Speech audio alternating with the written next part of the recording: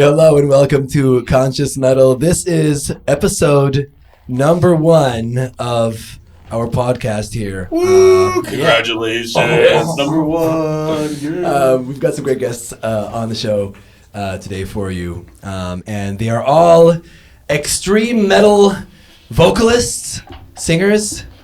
That's one of the questions, actually. No. Yeah, I want to know. I'm excited for that. I'm excited to see how that. Yeah, okay. Well, I'm just going to introduce everyone. We've got David from Voices of Ruin. What's up, everyone? How we doing? Yeah. Ready to party? Yes, we've got Eric from Helsott. Cheers, motherfuckers. And then we've got Sergio from Imperialist. and Hanna from Anubis. Howdy. All right. So yeah, we're gonna go over a lot of interesting topics. But one thing that we all share here today is that we go. Well, you absolutely you do. Right? There you go. Oh, Eric, give me one. Yeah, go for it. Good morning, everyone. Oh, you got it. Come on. There we go. Come on, Sergio, you can do it. Give us a good one. That's a good Brutal one. as fuck. We have a shy boy here. He's cute and shy. Just let him have a few drinks. Uh-huh. Let that drink do its thing. Let the caffeine do its thing. Okay, well, I'm just gonna get straight to it. I'm not gonna waste any time. Do we call ourselves vocalists or do we call ourselves singers? Do we call ourselves growlers or screamers? Like, Me and David what? call ourselves drunks. Yes, I think there's some alcohol that is on a frequent. No, but seriously, like when people ask you what you do, you're like, oh, okay, I'm a musician. Oh, cool. What do you do? Like, oh, I play heavy metal. You know, I'm in a band. Like, oh, you're in a band. Okay, so like, what do you do in the band? Like, I'm I personally, I say vocalist. You know, and I'm not sure why. You know, I think it's maybe just it's that stigma kind of thing. I mean, singer, yeah. I mean, I get singer too. I say both really, right. But if I default to vocalist, you know, I think it's the maybe more traditional. I don't know, but yeah, that's where. Or even Vox. You know, like VOX. You know, you see that on the record. You put Vox. You know, like vocals. But we are singers, though. We get on the stage and we sing. I don't we sing. Just don't like. I can't sing though. Do you consider it a singing? I don't. You don't consider it a singing? No, I'm with you. Like the growly, screamy shit. It's like vocalizing. It's rhythmic. It's patterns. Nobody knows what the fuck we're saying. Yeah. So you don't consider it a singing? Your mom's a stupid bitch. You know, like it's like some of my shit, like I do like baritone singing in the backgrounds, and I do, so some of that shit I call that singing for sure. Right. You know, but when I'm just fucking screaming and pissing in the fucking microphone, it's. But you wouldn't say you're a singer. No, but I do sing sometimes live. Right. So, but when someone asks me what I do, it's like I always say, I'm a drummer. Because that's where I started, Fucking, I started as a drummer, and like nobody knows that. I mean, you remember that, but frontman is common. Yeah, frontman is. I've used that. I'm a frontman. I think I've used everything. It's just whatever comes to mind, like. Especially because most of the people that fucking ask are not death metal people anyway. Right. You know what I mean? True. So if you're asking me what I'm doing. But like if we're bros in a room and you've got hair down to your ass, wearing Cannibal Corpse shirt, I'll be like, I'm a fucking death metal singer. You know what I mean? You get it. Like it just depends. Read the room, asshole. I think that's a good point, and I think your point saying, like you asked, do you sing? And like I mean, people ask me like, what do you do in the band?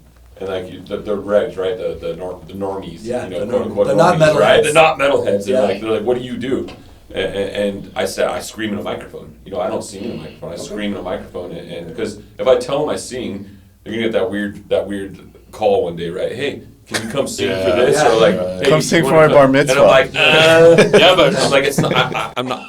You're not gonna like my kind of my singing. You're not gonna like, So maybe you're expecting a hey. And I go up there, I'm like, and they're just like, whoa. Yeah, but Dave, Dad, what he said, you're a fucking badass frontman. Frontman. So maybe that's something you could go about saying to you, like, I'm the fucking front man. Sergio, what do you Because that's a special breed. It is. Yeah, I agree. Personally, I don't even say vocalist because I'm a guitar player first. Okay. So I have that problem. Yeah, like I always do. I play guitar in Imperialist. Right. Or lead guitar or guitarist or whatever. You know, like I'll just always default to that.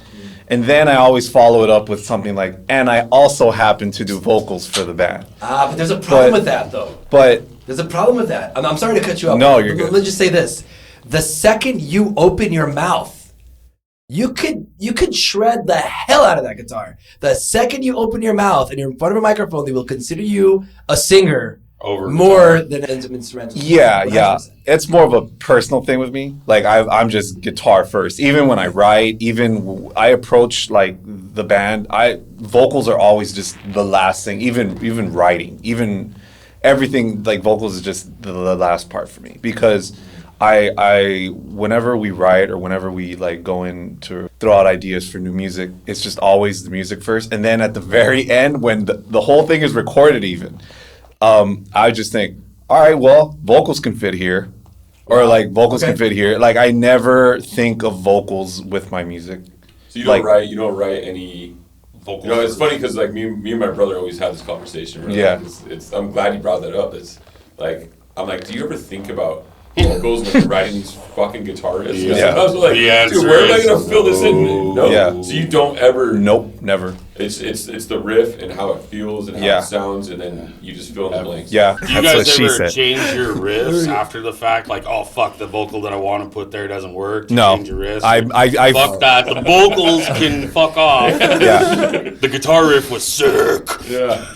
It's always about the riffs with me. I always focus 110%. The riff needs to be fucking pristine. I can't just go like, oh, but the riff needs to be dumbed down for like that's just a big no for me. At least when I like present a riff or when one of the guys presents something and then we just like hash it out and then we structure everything. Right. It's always like, okay, well, I guess I got to figure it out now. Like I have, there's a bunch of songs that we have that I usually don't throw into the bag of what should we play live because it's going to be hard as shit to play.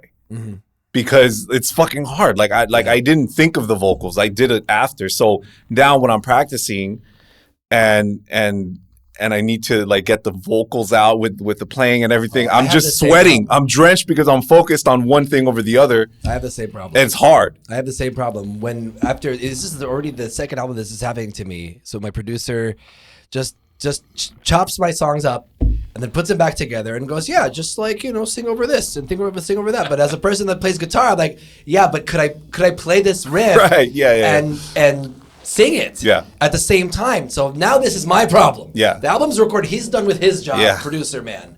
But now I have a problem where I have to play this stuff live, and it's, you know, it's so I definitely get where you're going with that. Yeah. Do you guys have songs that you won't play live? No. We and vocalists. I mean, well, I'll tell you this. It's a good question because what's great about doing that is you can figure things out. You can make an arrangement and say, okay, well, you know, we have a song on our album called "Sleep Forever," right? And then there's like guitars and they're harmonizing and this and that. Yeah. Well, no one's gonna die if you take out a harmony. The riff is still gonna be there. It's going to be a live rendition of that. It's a live arrangement, right? Yeah. And you know, there's the verse. You're just saying layered. They're layered tracks. There are 4 guitars on the track either way.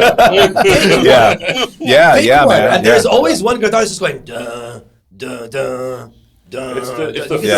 It's the filler. In the song and the track. Exactly. When you're listening to it on record, you need filler, right? Or else it sounds empty. Yeah. But live, it's not empty because, I mean, you're fucking screaming through an amp. It's the energy. The energy, the crowd, you're through the PA. Yeah. You know, so. Do you know which one you're going to fucking pick before you start? Or are you up there going, oh, I'll pick this one today? For me, it's arranged. It's arranged. Yeah, we come to an agreement, at least in our band. I'll usually just say, before we ever play it live. Right. I'll just, like right now, we have our new album, right? And where like our rehearsals are implementing like 2 of the new material, 2 songs of the new material into the album, into our live set.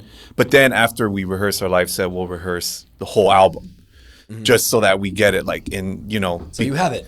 get it. Yeah, like we just, if we want to switch something out, we'll just like pick out what we've been doing. Yeah. But already we just start saying like, hey, live, I'm not gonna do this, but on the record I did. Okay. Or like I wrote that riff. Or is it mostly intros? Or I know a lot of, like we'll scratch some intros.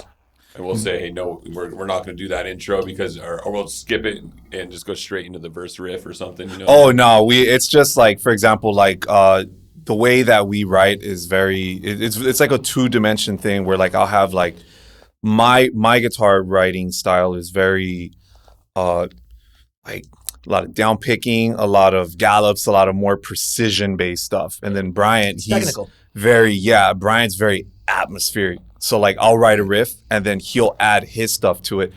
But I can probably do vocals over his stuff and he could play my stuff on the side. So then I'll just say, hey man, let me do that live. It's easier for me to do vocals live. What's great about it is that you have control over that, having another guitarist. Because if it was a trio, then the situation would be different. But we're gonna definitely get into writing stuff. Yeah. Right? But Hanna. Now, I don't know if it's just because I'm far more green to this than all of you. But that being said, so I kind of use all 4 labels interchangeably. I definitely use singer more, though, for people who have no fucking clue, like, what the hell. Like, when I'm like, oh, yeah, I'm a singer. When they're like, oh, that's nice. I'm like, yeah, but, So you have used the I'm a singer. Yeah, but as like the diplomatic kind of in between for people who just don't know what the fuck. They don't know what extreme metal is. I have absolutely no clue what it is. I'm like, oh, I'm in a band. They're like, oh, what do you do? I'm like, I sing. Yeah, okay. That's about it. But right. So you're a singer. Oh, that's great. Yeah. Yeah, you have no idea. I'm like, and then you don't know what I do. You it don't always look takes like that you. turn. Yeah. It's like, oh, let me check out your stuff. You're like, are you sure? It does. Listen to it. I listen to metal. Rolls across. I listen to metal. I listen to System of a Down and Metallica.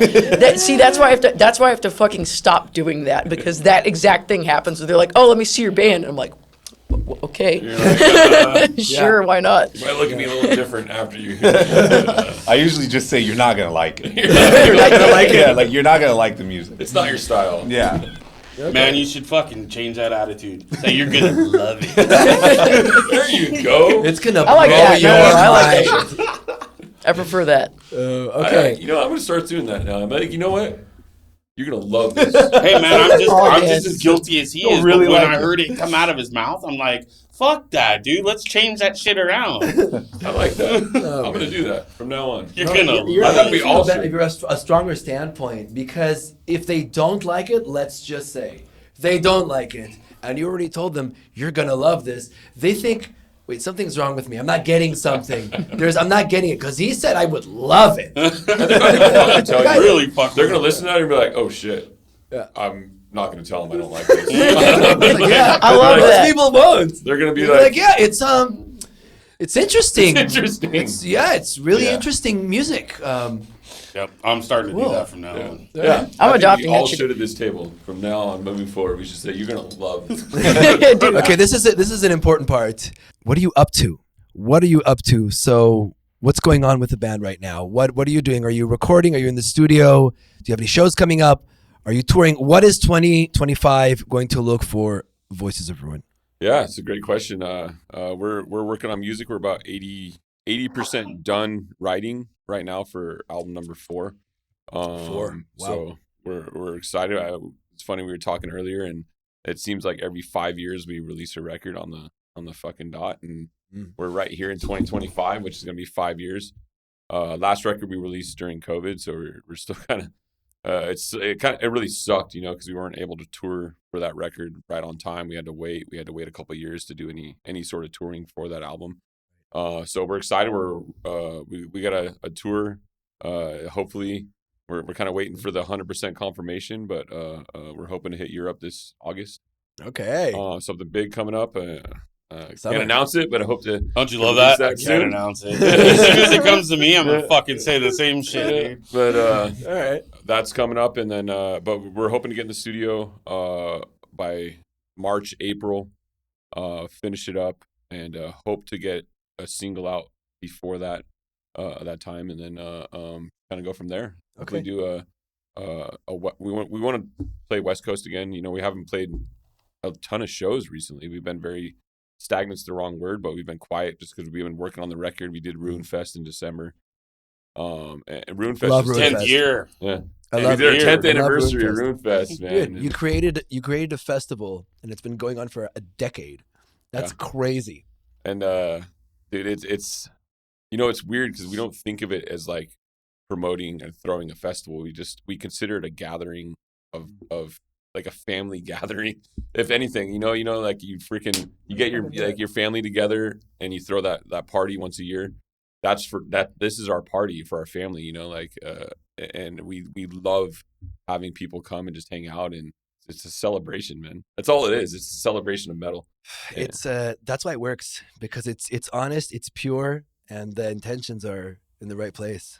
That's it. And we're not going to stop, and hopefully it gets bigger and bigger and bigger, and we can expand on it. But I always have a good time. it's just fun. It's just a party, Good time. and It's awesome. we appreciate everyone that like supports it and comes and shows up and has fun. I worked the door this year, and like it was so cool. I've noticed. I was like, I've dude, I'm fucking noticed. working. Damn it, our door guy couldn't make it, but like it was so cool seeing everyone come in. I'm like, holy crap!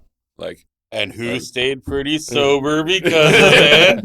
I was sober pretty much the whole night. I had maybe 10 beers, Wow. and I'm like, Impressive. Maybe this 10. is yeah. Maybe. It's only 10. Well, it's like 8 hours you're there, right?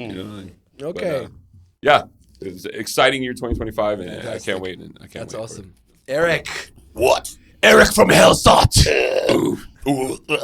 What does Helsott have brewing for us? Well, this year's our 15-year anniversary. Wow, yeah. 15 Yeah, years. So, right, man? Fucking Not huge. quite as long as you guys, but, yeah, so pretty much same story as him. We're writing the new album. It may or may not get released, depending on what label we go with. What album is this one? This will be, fuck if I know, 4 or 5. I don't 4 or know. 5. Yeah, Okay. we got EPs and shit. Okay. It's hard to count, man. All right. That's a good problem to have. A bunch of fucking joints and beers later, we're doing another album.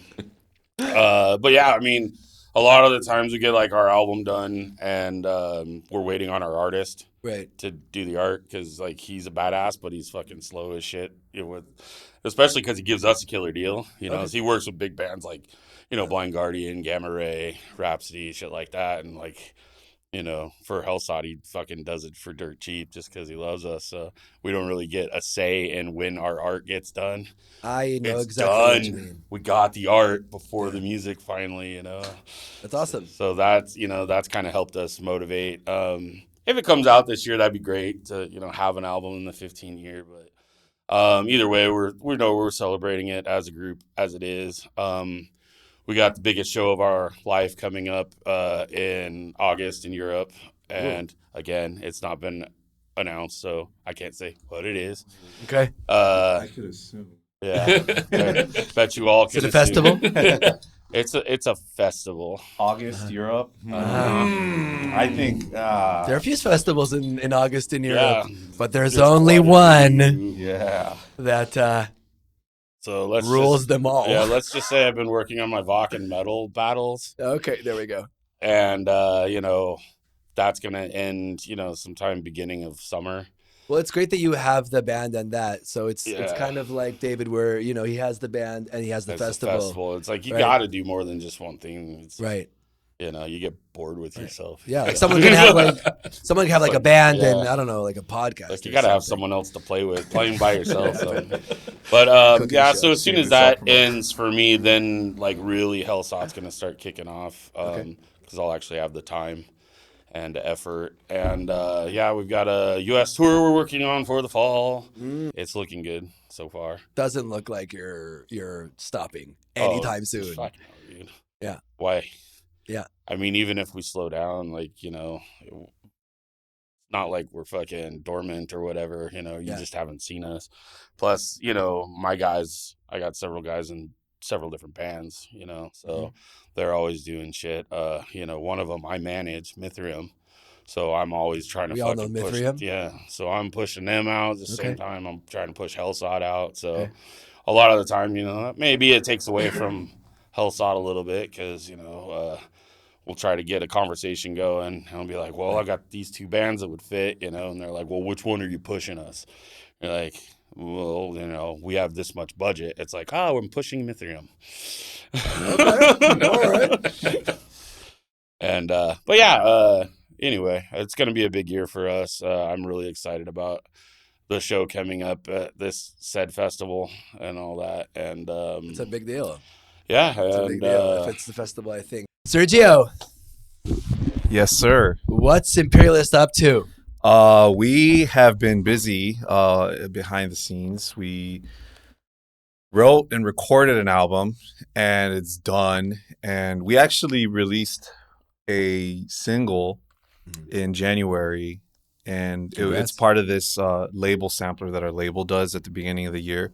It's basically like they'll drop a song from all the upcoming bands' releases in the year. Right. And ours is Compilation. Yeah, and our album we're expecting to have pre-orders and album artwork and just all the details to release within the next month or so. Wow. That's So coming up. Yeah, and it's exciting because I personally think this is our best effort. Go ahead and say Yeah. it, man. Yeah, we it's all say it definitely- every Yeah. time. This is our best it. album. Yeah, no, it's Say it and definitely, mean it. it's definitely our best effort. I Yeah. mean, we busted our ass writing. Good. And just the recording process was awesome. We recorded with Charles from Abysmal Dawn, Okay. and he Charles. was Great guy. great guy. I love that guy. He really amplified the way that the album ended up sounding like we had the sound that we had when we wrote it and we would rehearse it in the jam room, but once we were recording,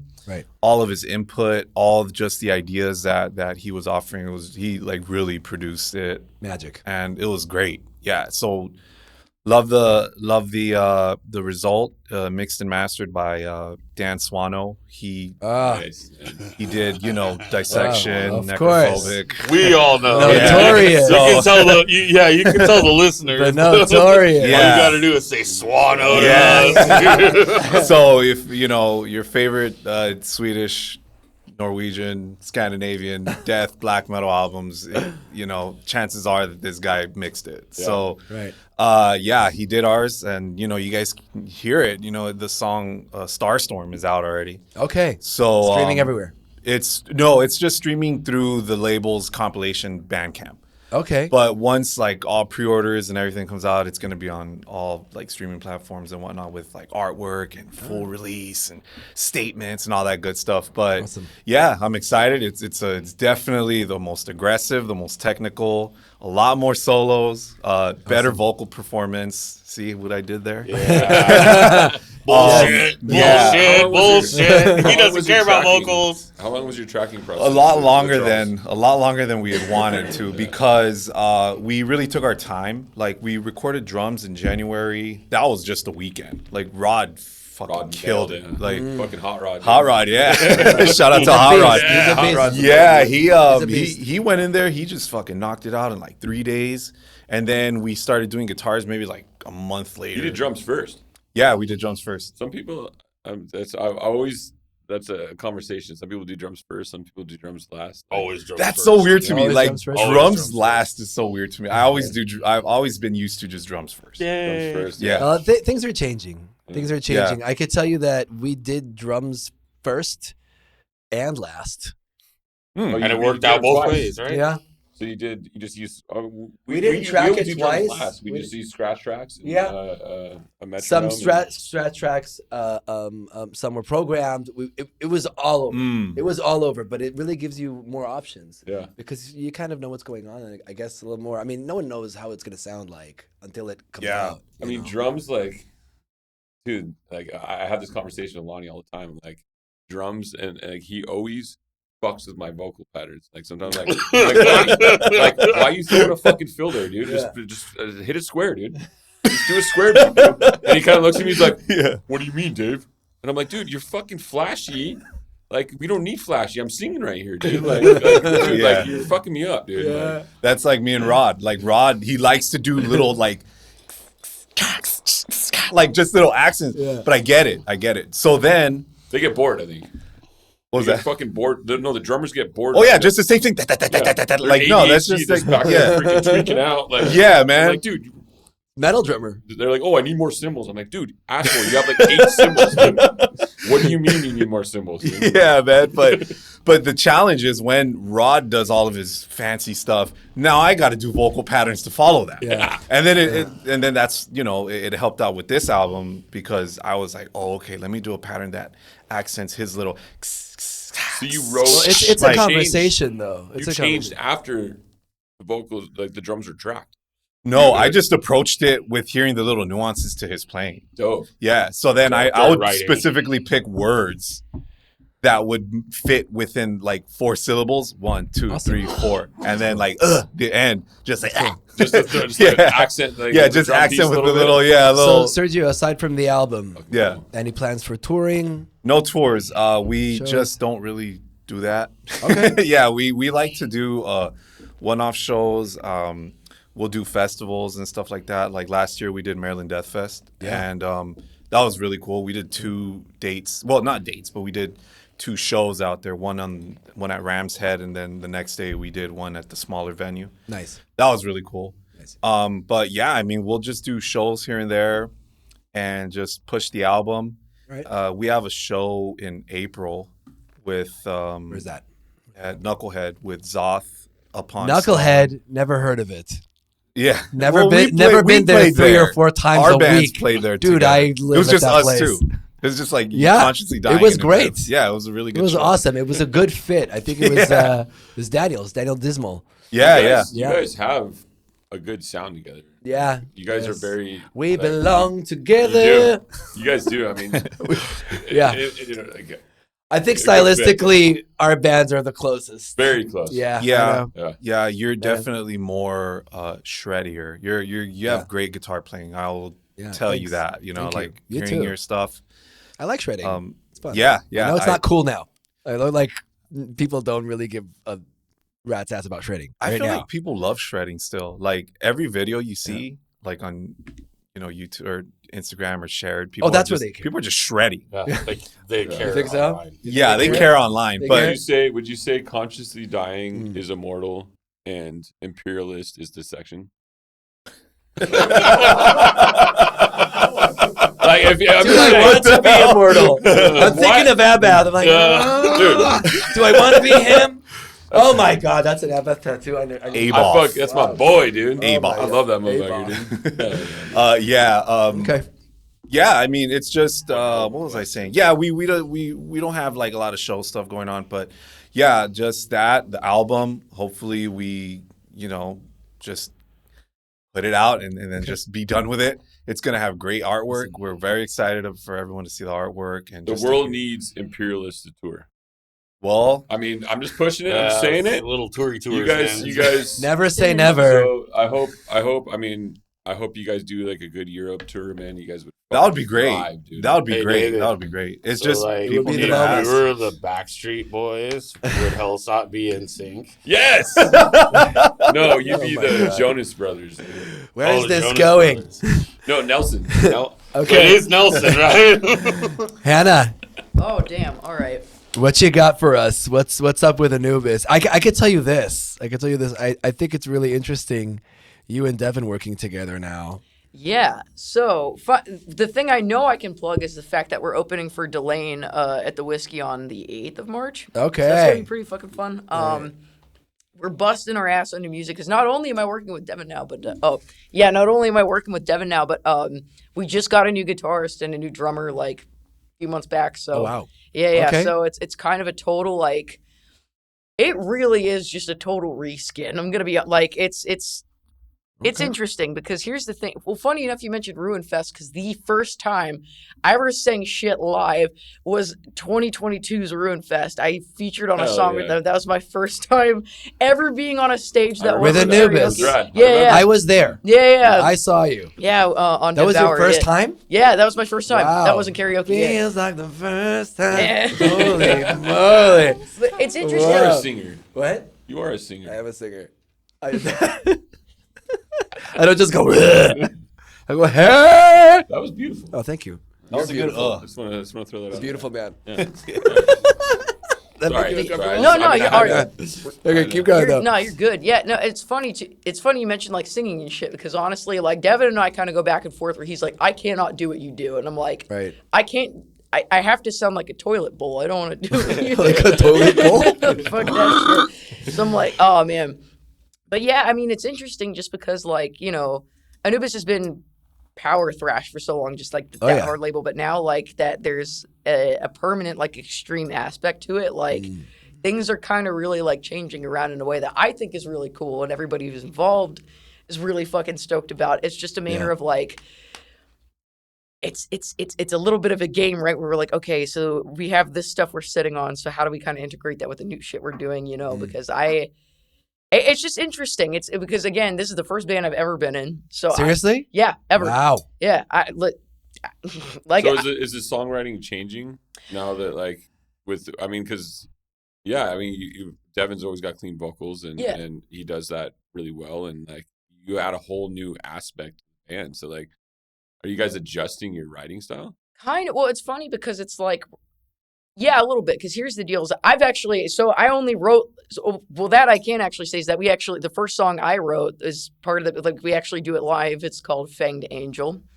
Again, I can't like I don't know what I'll get in trouble for promoting. So I'm gonna be like, I just know that one is like in Do the what mix. feels right. So I'm like, all right. It feels right. I don't want to like have Devin see this podcast and get an angry call from him like, what the fuck? And I'm like, okay, like that. Cross that road when you get to it. Yeah, not that you get mad, but Well, I'd like to add to that. Get over it. I'm the production manager for M Theory Audio, the record label that Voices of Ruin and Anubis is on. That's right. And we're very interested in hearing this new aspect of Anubis. That we were oh, okay, all right, well, okay. Okay. Devin, I'm sorry, but now that I Okay, no Set that pressure. bar up. no pressure. But everything is riding on this. Well, and here's the funny thing too, right? Is that like I'm so green to all this. I just know how to scream. That's it. Like, so I come in with people who know what they're doing musically, and I hear you guys talk about this shit. I'm like, and I'm like kind of like soaking it in. I'm like, oh, okay. Like, I'm like, all right, yeah, that makes sense. But Don't listen to us. well, I mean, here's like, I Just just born earlier than you. I just scream in the microphone too, so no. Yeah, fair same. enough. I don't even Because know what I'm doing. like, because I actually have quite a few songs that I've written, but here's the thing: is it's only from like a lyrical aspect. We're kind of the opposite in that way because I don't know what the fuck I'm doing like melodically, but lyrically I'm like, oh, that kind of sounds like it would fuck, and then I kind of adjust it based on like what other. That's the way to do it. Yeah. Like so, but it's funny because right now it's actually kind of like this like wonderful like little mix of me kind of shooting like my lyrics out and the hibachi chefs that are the Anubis guitarists and That's a good one. they make some cool shit, and then vice versa is there's a pre-existing song that I can be like, okay, this would sound good here, like so it's kind of like it's a multi-group effort actually, which I think is really cool, but yeah, like again, it's so wild to think about just because there's so much like radical rebranding that's happened with this band, even within like the last half a year. Like again, I only joined in like August of last year. Okay. Like I toured with them in Texas in July. It was funny because I featured on like half the songs, like a little over half the songs. Right. So that's the funny thing too, is that with the pre-existing songs, like we find ways to kind of integrate it, like where it works, you know? Mm-hmm. There are some songs where I'm like, like. You make So- other arrangements, just like, Yeah. we were talking about guitars with Sergio. You kind of fit it towards a live show. For what you're doing. Yeah. right? Yeah, all musicians do it. It's not just metal musicians. Like everyone does that. They're, Yeah. I know we live in a pretty much a playback world, but Now, you yeah, for sure. And here's the thing. Now that you mentioned that you're excited to hear what Anubis is like cooking up and stuff. So again, Devin, you're free to get mad at me later. I'm sorry, but I'm excited about this. Go for it. One of Do the- it. We're gonna get the goods, bud. do it. So actually, we're also playing in a bit more like our namesake Anubis, the Lord of Funerary and Death. So we actually have a new song written that we've been practicing, and that I lyrically wrote, "The Heart and the Feather," that will be dropping sometime soon. Like I said, we got some other fucking dude. Okay. Now that one I'm excited for because it really kind of plays to the duality that we got going on, where it's, you know, I'm nasty as shit, and he actually is like clean and can sing. You know what I mean? But you got a little Beauty and the Beast thing going on. Exactly. Yeah. But you Heart and feather. but Devin is pretty handsome, you know. So I don't know how that works. But well, yeah. I mean, like. But yeah, it's funny. Like I know I'm rambling, but because it's just there's so fucking much going on, and in like so little time that we're still like, okay, it's a good problem. Yeah, it is. It's a good Yeah, problem. it is a good problem. Like it's exciting. Like I get stoked about it. I'm like, okay, like okay. I again, like I'll at the end of the day, I'll be like, oh shit, I want to sit on the porch, drink, and write. So like that's become my new little like daily ritual. When you're sitting on things, it's a good feeling. You know, you're kind of like, you got that you know, that antsiness, you know, you got that knot in your stomach. You're like, dude, I can't wait for the shit to drop. Oh, yeah. Like, it's better than, like, when you're writing, you know, you get that, like, writing's hard because, like, you get that writer's block and, like, you know, and you already have material written. You know, you got to fit it into a song, but the writing process, the lyrical themes, all that stuff is a challenge. Like, and, like, when you're sitting there, like, wrapping your brain around like, what do I write about, and like that's the worst feeling, and you're ahead of the game. So like, I mean, dope. Well, I appreciate that, because again, like I'm just sitting here like, well, shit, how do I like, because it's about structure too. Like I'm sitting here, I'm like, I can't have the same fucking structure between like every song I write. But again, like it's all lyrical. Like I just love like, and this is what I love about people who can actually like play, like are instrumental and actually like have been doing this, is that you could see this and actually like a song exists in your brain, and I only have vague notions and like inspirations I pull. Like I'm like, oh yeah, that sounds like Morbid Angel. Yeah, that sounds like fucking like. I just have vague inspirations I pull, but like y'all fucking make it happen. I'm like, oh okay, so like I'll throw lyrics out. And then they'll spit at me like this whole track, and I'm like, oh shit, okay.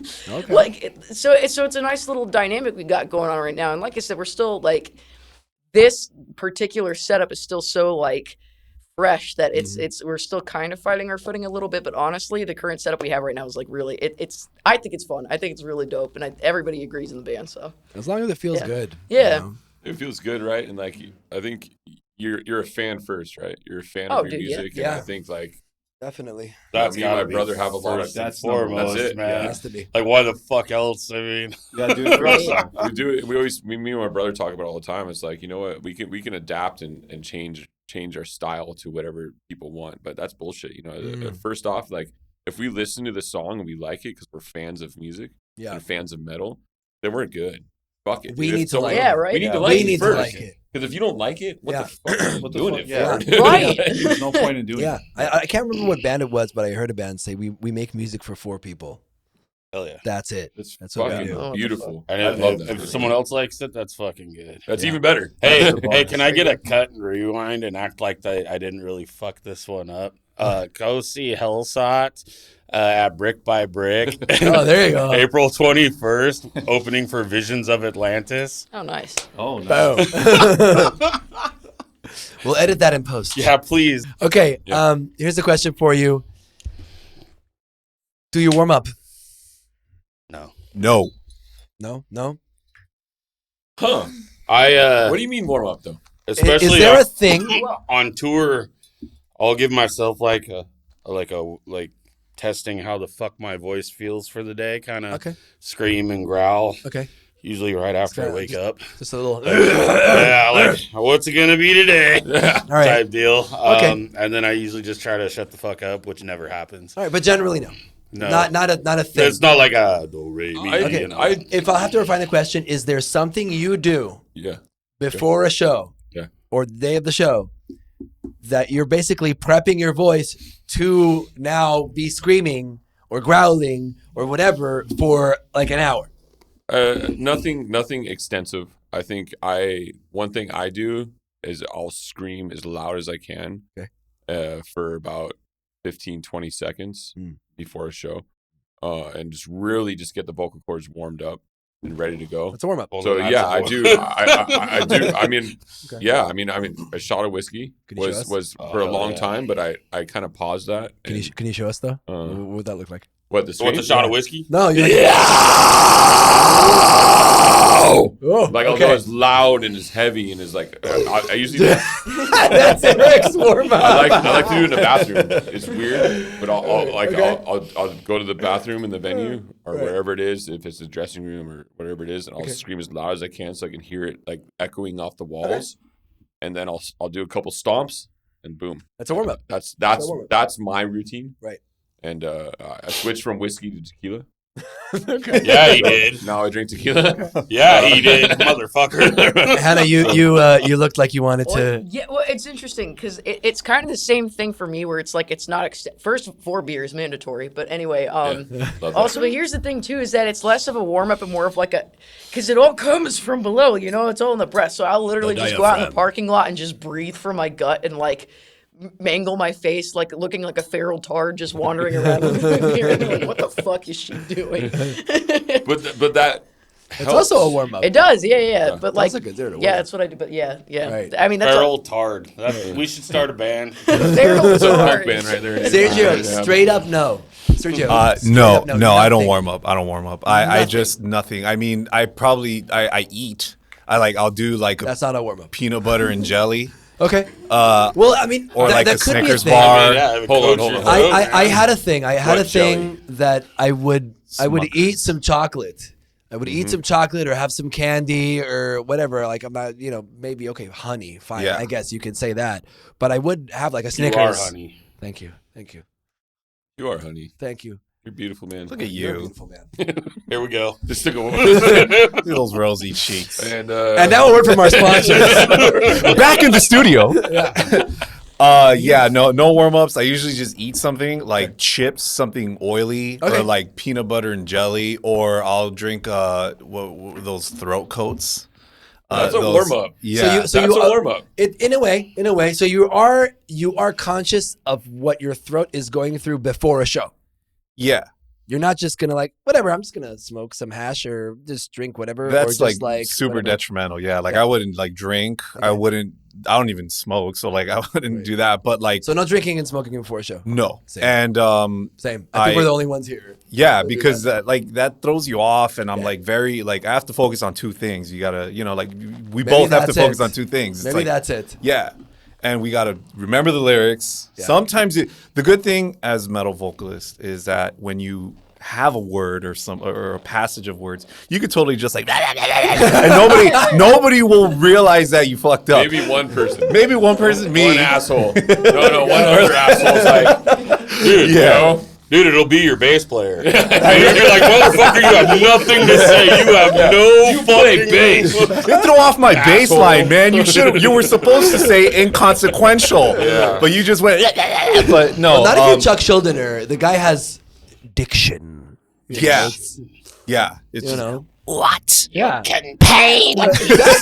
Exactly. But Corpse Grinder has a whole kind of Yeah. Well, that's the fastest singing motherfucker, dude. He's spout as many. What you got, Anna? Well, Do here's it. here's the funny thing, right? Too, is that like integrating dirty vocals into Anubis, like we do highs, like and like so we go both directions here. The Now, guttural and the. Yeah, but here's I fuck up because when I do the high shit, I do diction. Like it's Right. fucking like so I can pronounce, but if I forget the words, I can't fudge it. I'm like. Because you're high up there. Because you are. It could So I'm be like, hard as words. long as I remember the ones I have to pronounce clearly, we're good. I Right. don't know if it's a topic, but I love, like, for me, like, punctuation, like, in vocals is very important. Mm. You know, for me personally, and I know a lot Right. of bands it's not. That's a great topic to go about. Like, I mean, I love to punctuate my words, and, like, you know, I do, like, my brother, like, compliments me on that. Yeah. He says, "Hey, you do a good job of like people can understand what you're singing." That's important to me too. For extreme It's vocals, very it should. important to me. Mhm. You know, there It's should very be a important level because I mean, you do want people to sing along, and Yeah.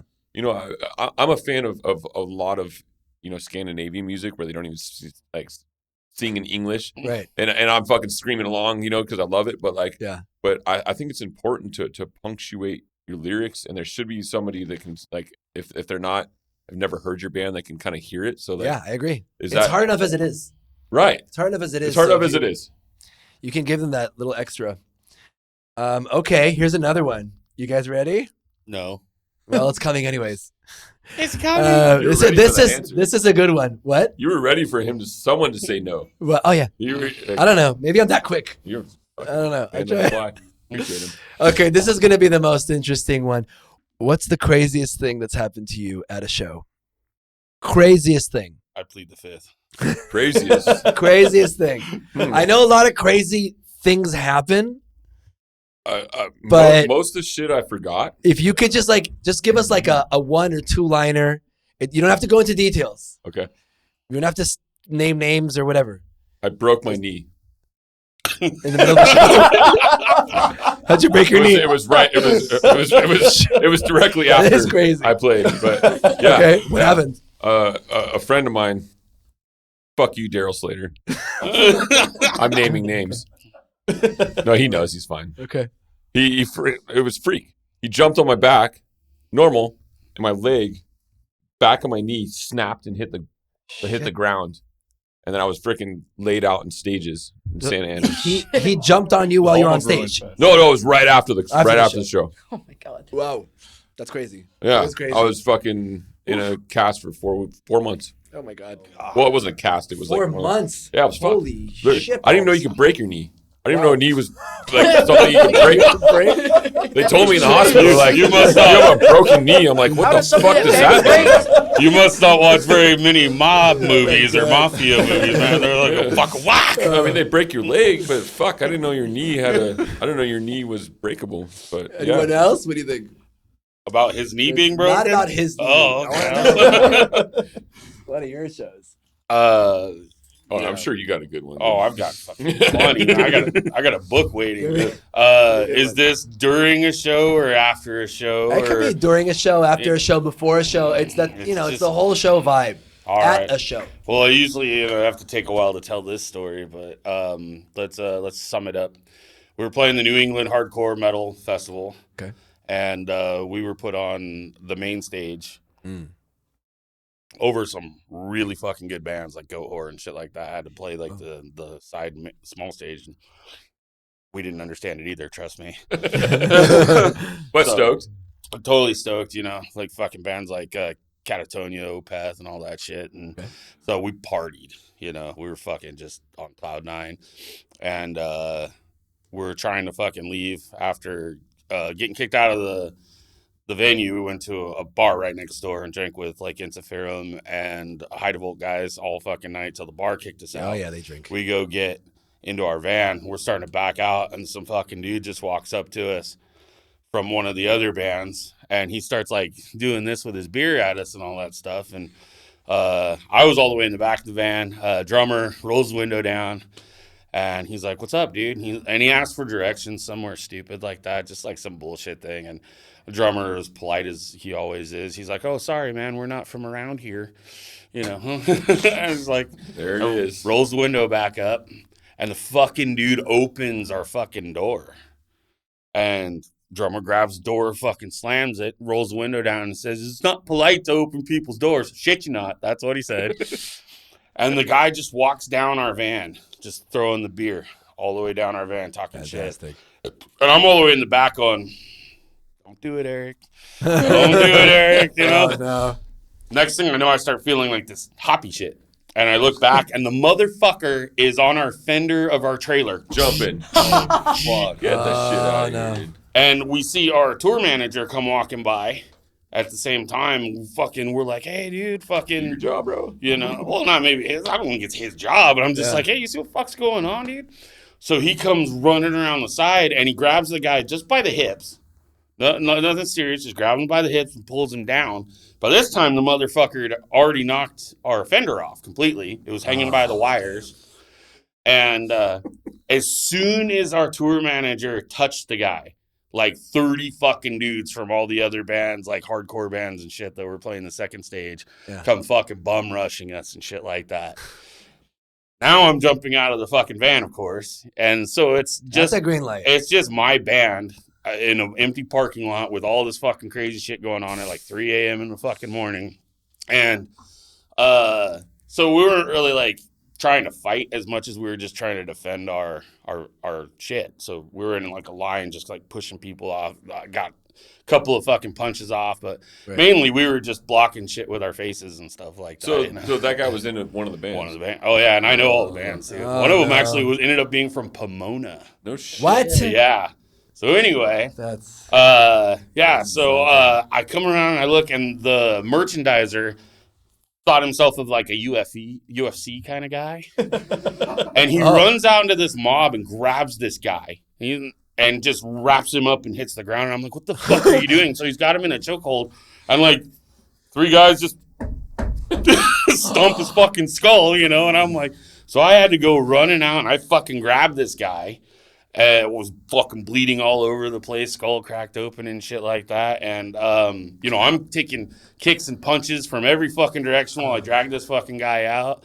And then I see one of the sound guys, American, just fucking crowd killing. I'm like, fuck yeah, Mike, fuck yeah. So hold on.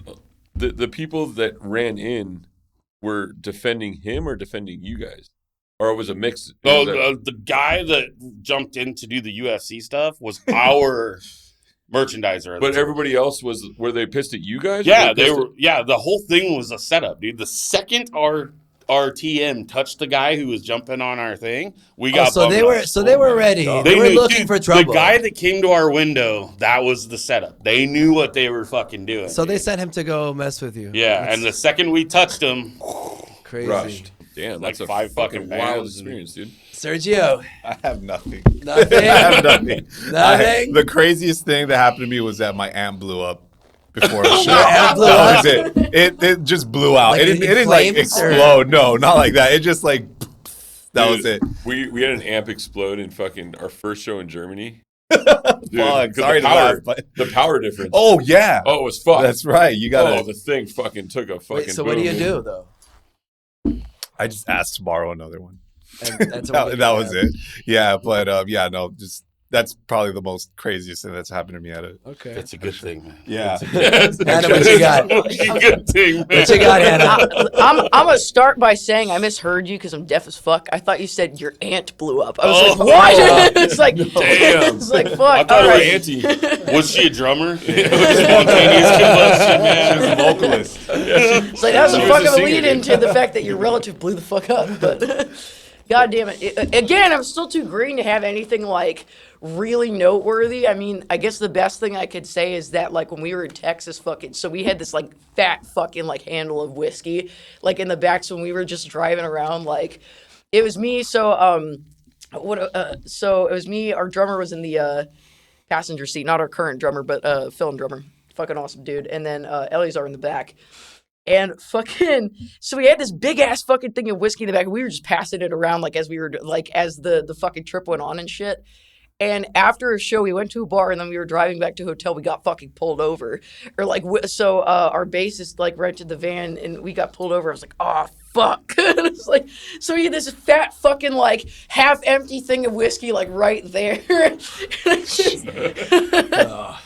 Dude, oh my God. This cop knocks at the window and I roll it down. I look at him like a dog that just pissed on the carpet. I'm like, She's guilty.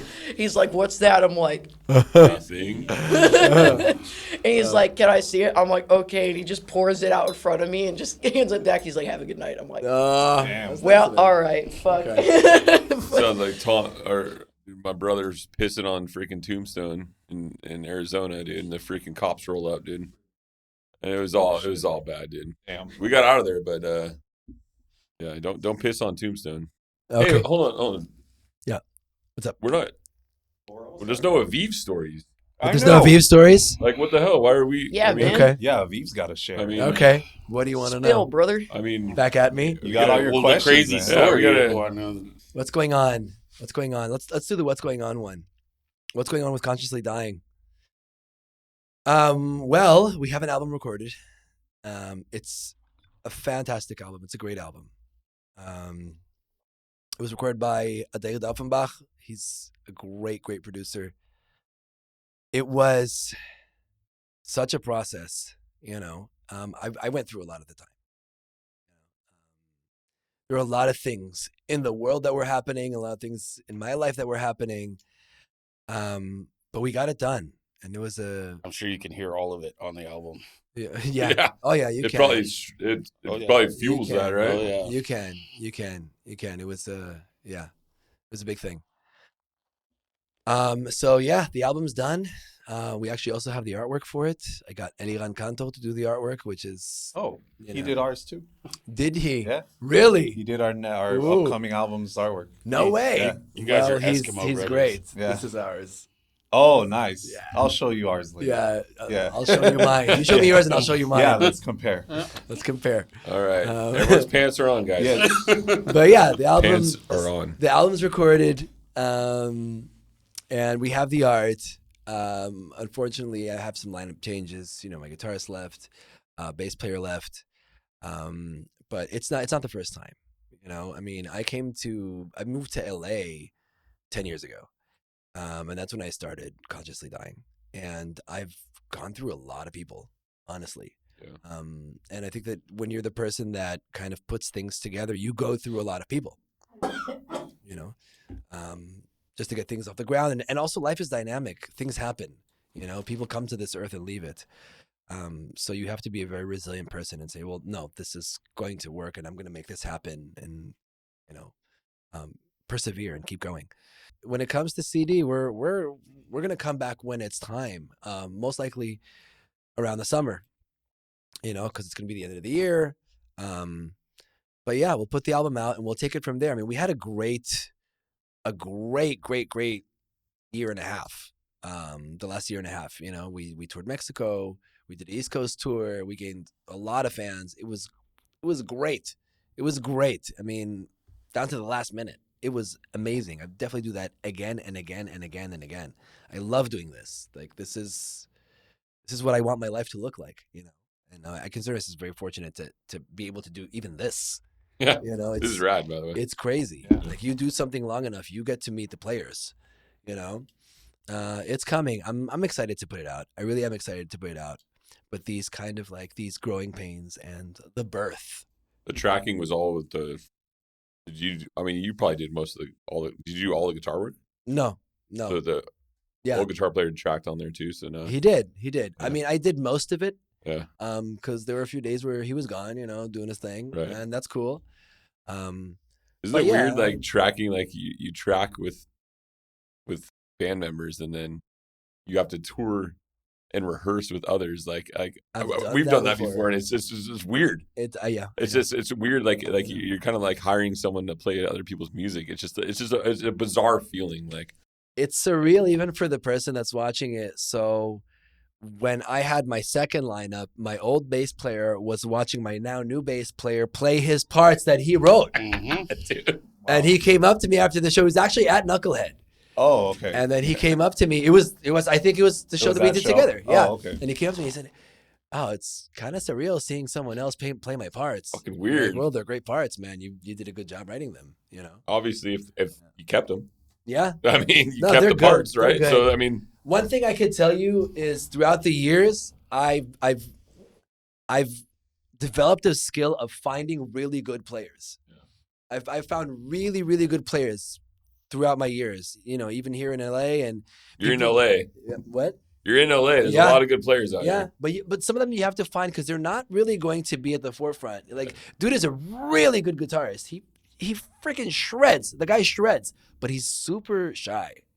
So you're gonna have to kind of like find him and see him play with, I don't know, maybe another band or at this jam or whatever, and kind of like do your headhunting thing, right? And be like, hey man, so you in a band? I'm like, no, not really. I'm like, okay, would you like to be? But do you shred? Yeah, I mean, I could see you're Fucking killing it. Yeah, you're killing it. I mean, I have a platform where you can put that to good use. Yeah.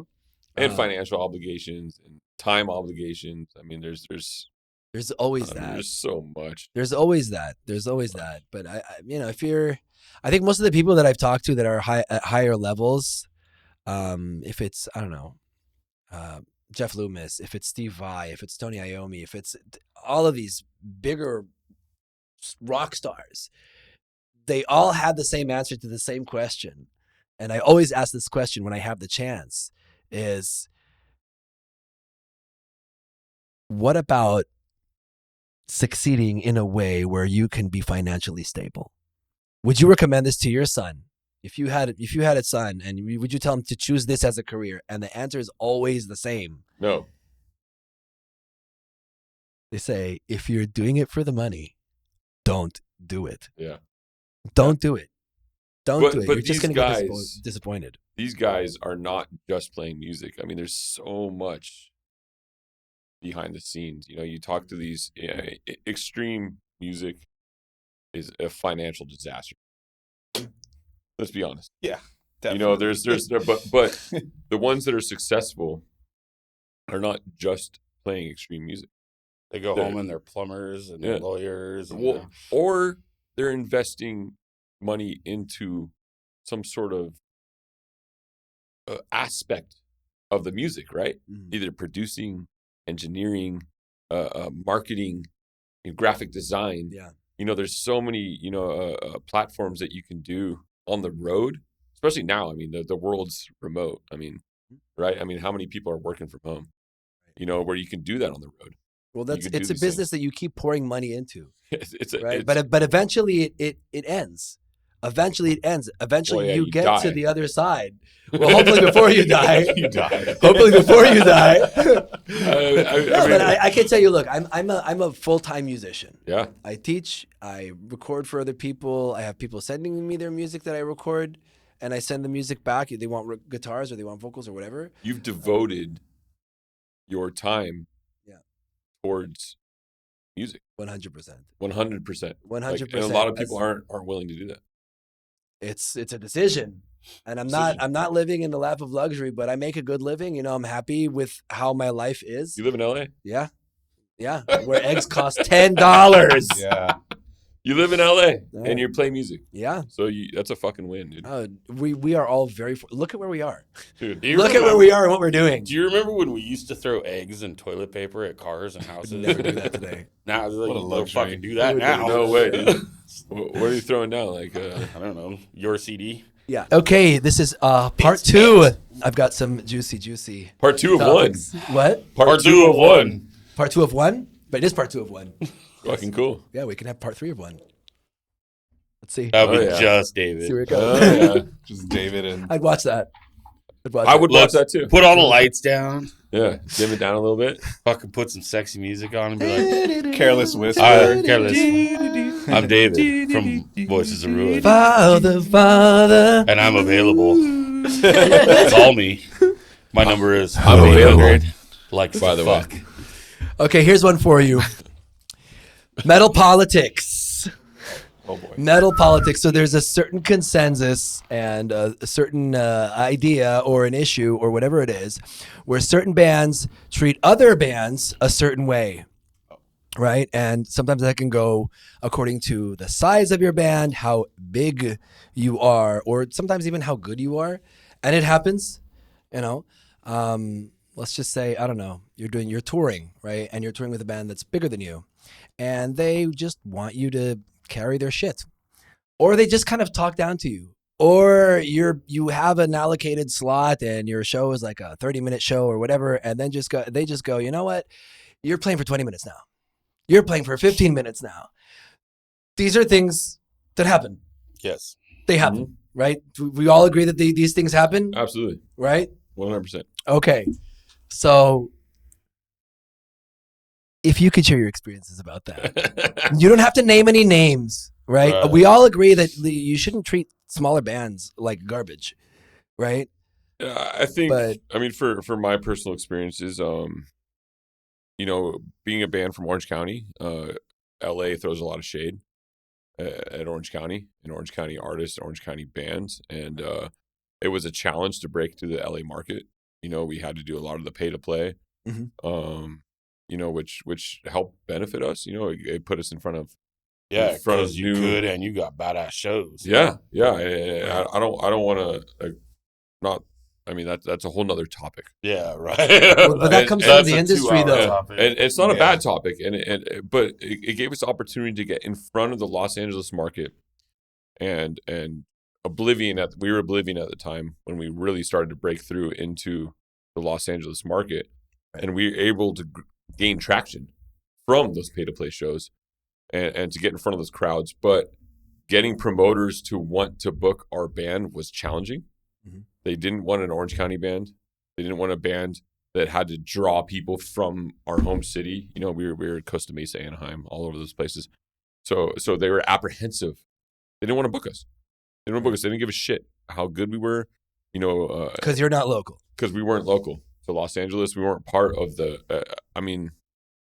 Thrash was LA through the early 2000s. Yeah, it was all thrash. Yeah, 100%. It was it. There was no death metal. Nope. I shouldn't say no, but there was little death metal. It was heavily driven by thrash, and there were bands. We got really good with a band called Rattlehead. They were friends of ours, and Francis and Nick, like our boy. Shout out to Francis. Francis the man, dude. He played with his freaking fingernails, dude. The guy's a fucking maniac, dude. But like, we had to like connect with these people at a show as humans in order to get into that scene. It wasn't how good you play. It wasn't how many people you brought. It wasn't how good your merch was. It was your connection with the people. It's how awesome you are as a person. But as a person, like I shouldn't have nothing to do with music. It shouldn't have nothing to do with me. That's right. Like, I don't give a shit. Like, me as a person, like, I'm sure people hate me. Some people like me. Some people love me. Some people don't give a fucking shit. I love you too, man. I love you too. I love you too. He said he liked you. He did say it. Well, I fucking want to step up, dude. Yeah, I still do, though. Step that shit. He was my Valentine, by the way, dude. But like, but that was the politics, right? And that was the shit that was it was fucked up, dude. It sucks. Like, we're a hardworking band. We show up on time. So you took it on. We took it on. Yeah, we fucking thrived, and we did it. And would you say you won? Yeah. You took on the politics of breaking into the market of a city that has so much saturation, has so many bands, and goes, okay, well, you're a band from Orange County. We're not really confident in how many people you can bring. We're not just going to not book you. But then you show up and you sell tickets and you bring people to your show, and then they come to your show and they headbang and they mosh and they're having a great time. And then it's kind of, and I've experienced that too. You get there and like, oh, and you get the apology. You get the apology at the end. Hey, I'm really sorry. We didn't really know. Sorry we ignored you. I'm sorry. We're sorry we ignored you. I'm sorry we treated you like shit because we had no idea that you're worth something. Well, guess what? Now you know. You're breaking it down this way, and now I kind of feel like an asshole. Why? I'm wondering, like, well, fuck, we just had to prove ourselves. You always have to. And you always have to. You always will. But, like, I wonder. Not to them, to you. Well, to everyone, right? And I wonder if this. I mean, San Diego market was tough too. Like we. The eyebrows went up, Eric. That market was fucking hard to conquer too. But we still haven't conquered it. But we have a good presence. Like, and some people hate us in that market. But like, we have a good presence in San Diego. Eric's has helped us along the way too, and promoted us, and we got put on some random shows too. Like, they have a whole family in San Diego. It's dude, that scene is quite unique. Yeah. There is a lot of politics in there, and I'm sure Eric can talk a lot about it. You think so, Eric? But it's a thriving scene. It's great, and it's fucking awesome. I remember we got asked to play a Comic-Con show, and we were like I'll do it. We were the second. They made shirts. It was Pabst Blue Ribbon, like, sponsored event, and we were on the shirt. We were on, like, and they asked us directly, like, "Hey, Dave, we want you guys to play," and that was just an attestation, and just being like, dude, the fucking grind, the grind of being a local band is fucking gnarly, dude. Like, and if you're not willing to play every show that's thrown your way, and you're not going to show up early and stay throughout the whole show, have your merch table set up, you're fucking doomed. So, maybe it's not politics. Maybe it's just like the grind that you have to go through. Right. But there is politics, and there is like, hey, I've seen bands that are fucking shred people off the table, and they don't get the light of day. They don't because maybe there's an asshole in the band. I don't fucking know. People personalities don't thrive. Okay. But You know, there's Maybe bands they're that fucking lazy. suck and then get every fucking bill and they're on every fucking show because they know someone. Yeah. But I mean, it's clear to say that there are no rules. Like I've seen people that have either gone to school with me, or started the band the same time I kind of did, and they're not really the best. Perform alongside people that are incredible. Yeah. Incredible. I mean, that guy freaking shreds. This guy eats the mic, just swallows the mic whole, But then this other person can't play Seek and Destroy to save their life. To save their life. I mean, I can't either, but What's that? I can't either. I don't think so. I think I would give you like 30 minutes. I know a teacher. Yeah. oh, that's right. I do teach. Yes, I do teach. yes, sensei. Okay, anything? Stop. Notice me, senpai. Let's shred. Bust out that metronome, bro. Let's go. Let's bust do it. out. Let's do it. Zipper down. and Any everything. thoughts from this side of the table? Oh, jeez. Don't Well, do in that. everybody here's defense, I can't play Seek and Destroy either. you can sing it though. You can sing it. There you yeah, go. I mean, I can. Yes, You I can I vocalize it. I can toilet bowl it. Yes. Like, something's pulling me this way Oh, when it jeez. comes to Man. anything. Eric, give us anything. Motherfuckers. Give us some wisdom. Dude, I could go on and on and on and on and on about this subject because I'm Jekyll and Hyde on this thing. I'm a fucking promoter and You're in it. a grinder. I Promoter, see a it. manager. Yeah, I see it from every A&R. fucking angle that people don't even know their angles are. Right.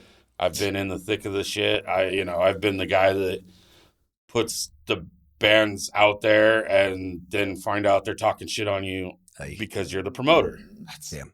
You know what I mean? And yeah, I know there's shit promoters out there. You know there's shit promoters out there. It's one of the worst things about booking a tour is fucking dealing with the promoters and hoping that they come through. They do their job. Yeah, exactly. So Promote.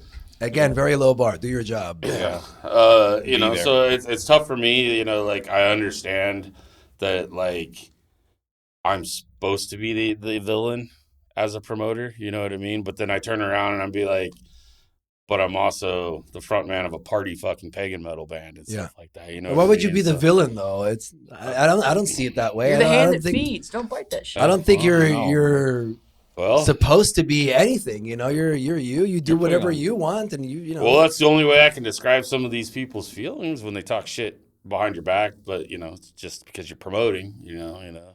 right, like, but yeah. but they see you as the villain. Why? I don't know. Like I said, I think we've all been guilty of just having that bad day or that bad show, and I was like, I took it out on the promoter.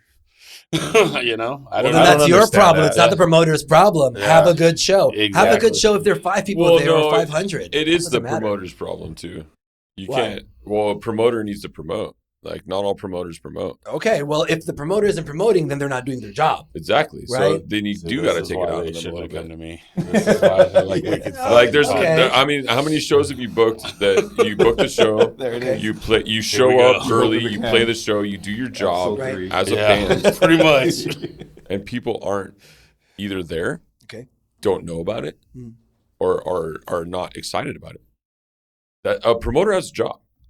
Okay. And I'm not putting all the weight, but there's enough weight where a promoter needs to make sure that people show up to the show. But you see the work, though. You see the work. If a promoter is promoting the show, Yeah. you'll see it before the show happens. You will. You'll Absolutely. see it a month before the show. You'll see it a week before the show. You'll see it 3 days before a show.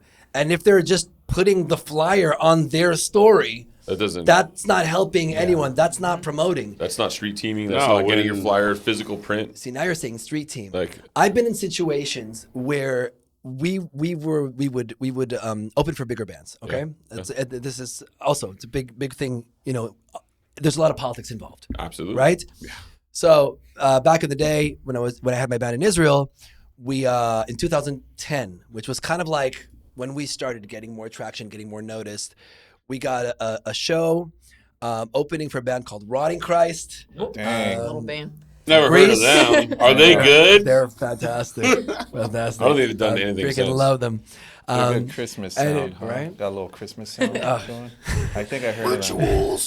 And so we opened for them at in 2010. It's a club called the Barbie Club in Tel Aviv. It was like one of the most In iconic. Israel? Yeah, in Israel. Okay. It was one of the most iconic venues, and it got us in there.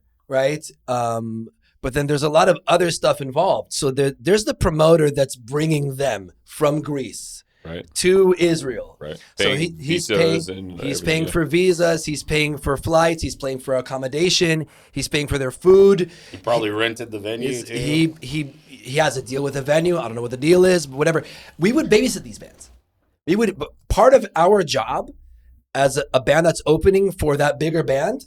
And we loved it. We loved it. We have to pick them up from the airport. Yeah, picking up Ronnie Christ from the airport? Sure. I'll bring my car. I'll have them in my fucking car. On the way, dude. Yeah. It was great. Oh, you're giving us your credit card and we're supposed to take them out to lunch? Yes, I'll take them out to lunch.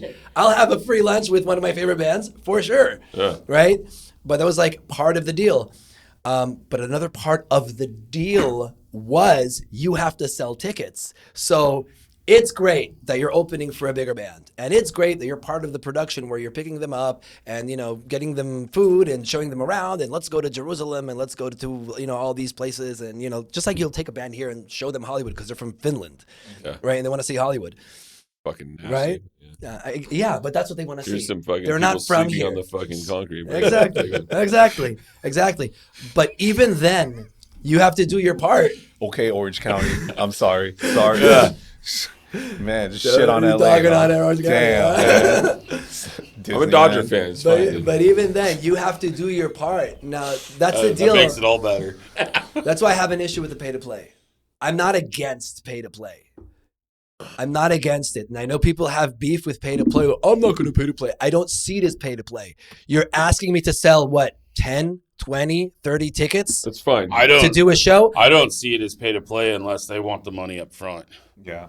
If they want the money up front, then that's pay-to-play. Yeah, that's real pay-to-play because give me the money and that's what I care about, right? Period. But I don't care about that either. You want the money? Here's the $200 for the tickets. Fine, but I'm not looking at the 30 people I'm trying to bring to the show. That you need me to bring to the show, that minimum. I'm looking at the 50 people that I'm going to bring. Yep. And if I really want to impress you, I'm looking at the 80 people or 70 people. Now I'm going to get some money back. Okay, fine. But I'm not looking at the money. I want people at my show. I want asses in seats. I think there's no seats. Come on, man. Stand up. I want people at the fucking pit. Hey, man. Asses bang your head. Bang your head, mosh. There's no seats. I think the issue is when we're talking about promoter versus band. Right.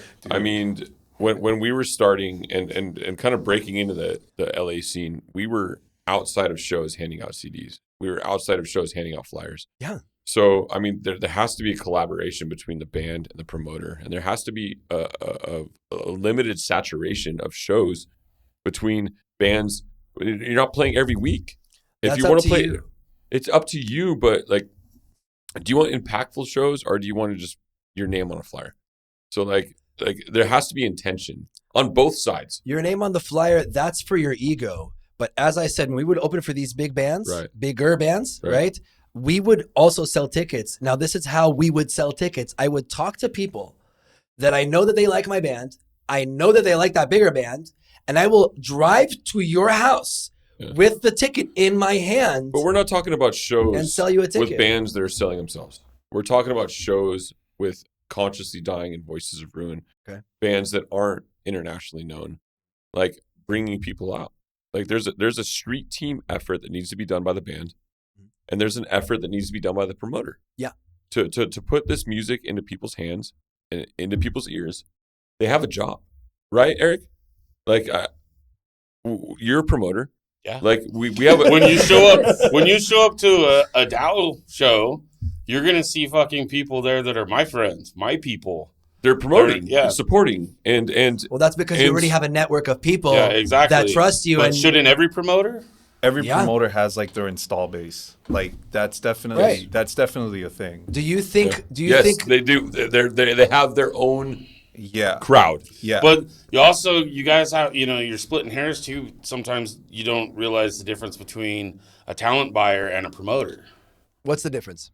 Big difference. So let's say hit me. Let's say Shannon is a talent buyer. She brings in the talent to her club that she owns. You know what I mean? And they're gonna put their flyers up inside, outside of their venue and all that. They're going to put the ads in the papers. They're going to do the Facebook. Well, they're working with the stuff. booking agent. They're not working with the band. Sometimes it's local. Sometimes there is no booking agent. But yeah, and that's a whole other thing. Once you're dealing with a TM and a booking agent, now Shannon actually is answering to someone else. For our viewers, what's a TM? Tour manager. Okay. Sorry. You're good. Yeah, tour manager. No, it's good. It's good if people know that. A toilet paper manipulator. So anyway, give me my day sheet. So let's say there's a guy who owns a shitty little bar.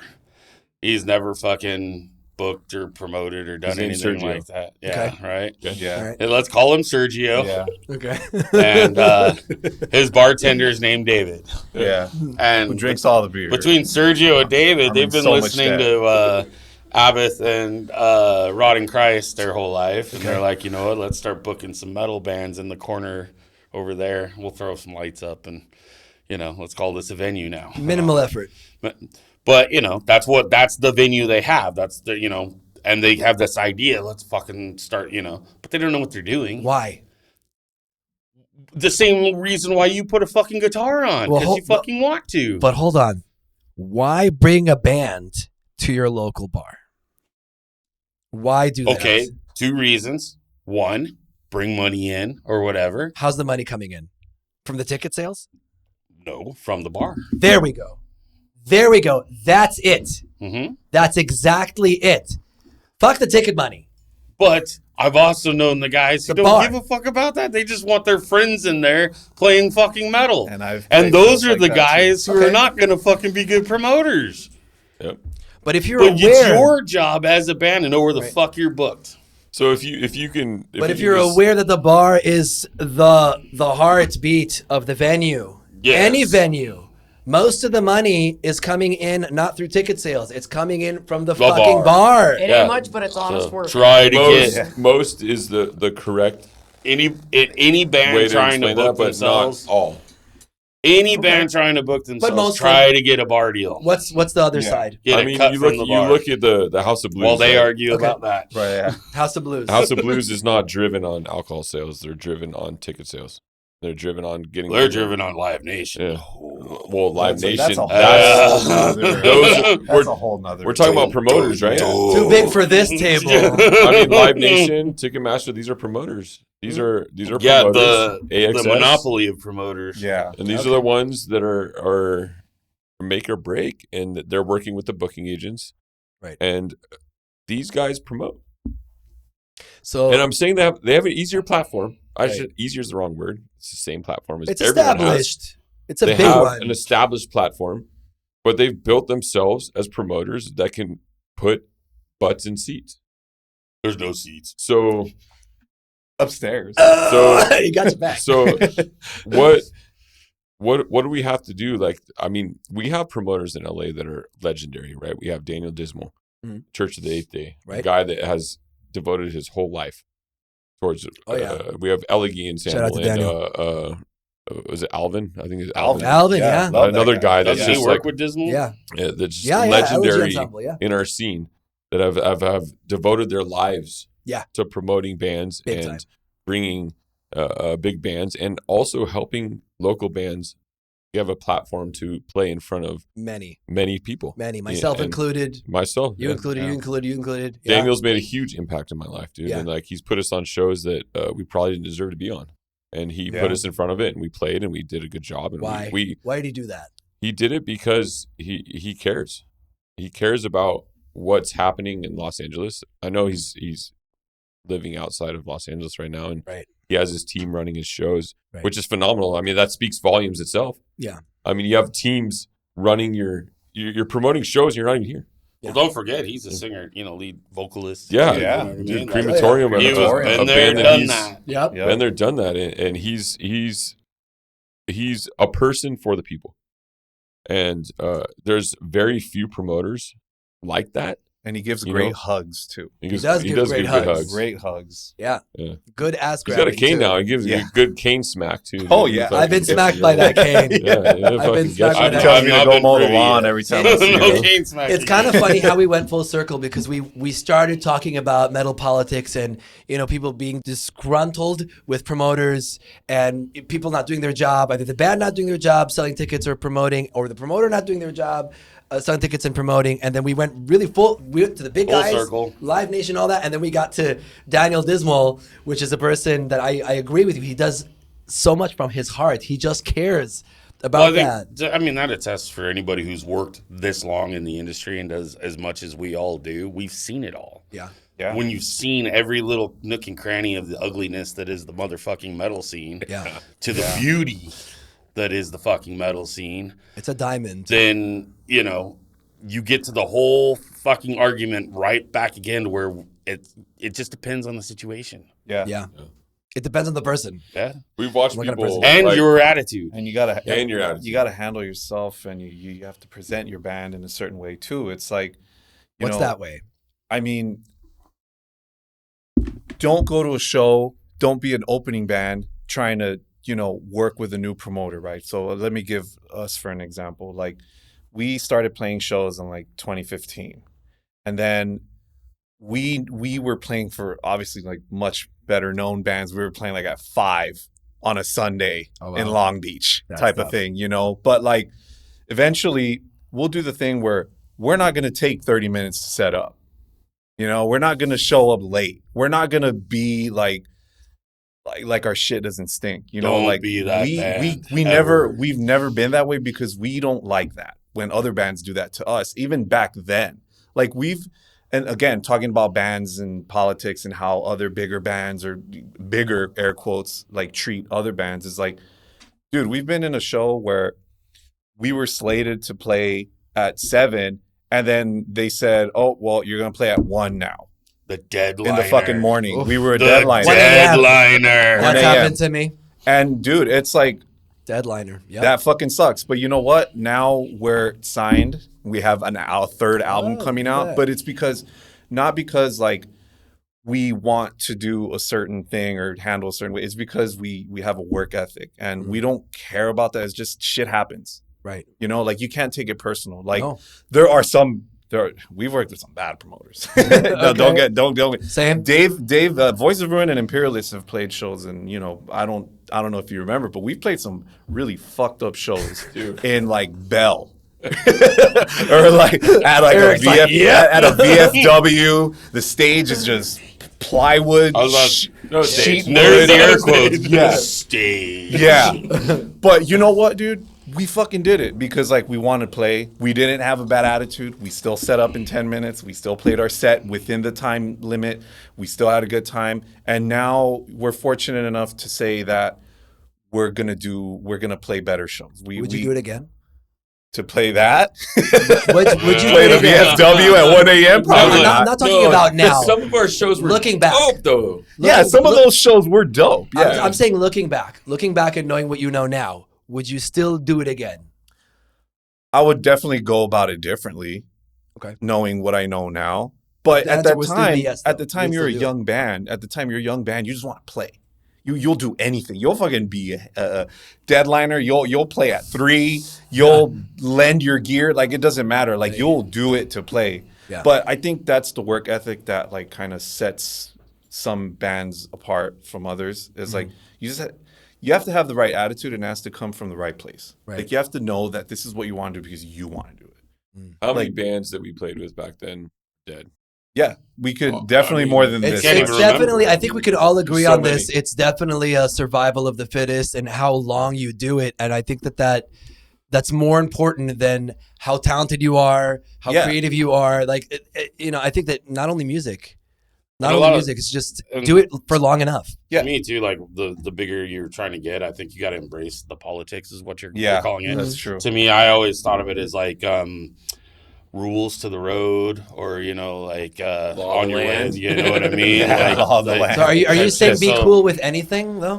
No, not any. I'm saying be true to yourself and whatever you feels right Yeah. to you. But what I'm trying to say now, and especially to the younger bands, or her pushing and going up. Like, if you get that tour, that, you know, it might even be a buy-on or whatever, where you're already fucking spending a lot of money just to be on the tour, but you're fucking playing with one of your favorite bands now and you're on the road. Let's say you're the 4th band or the 5th band on there. You, as rule of the road, are obligated to be the guy loading in and out. Yeah. You're the first fucking band there. You're the last band to fucking leave.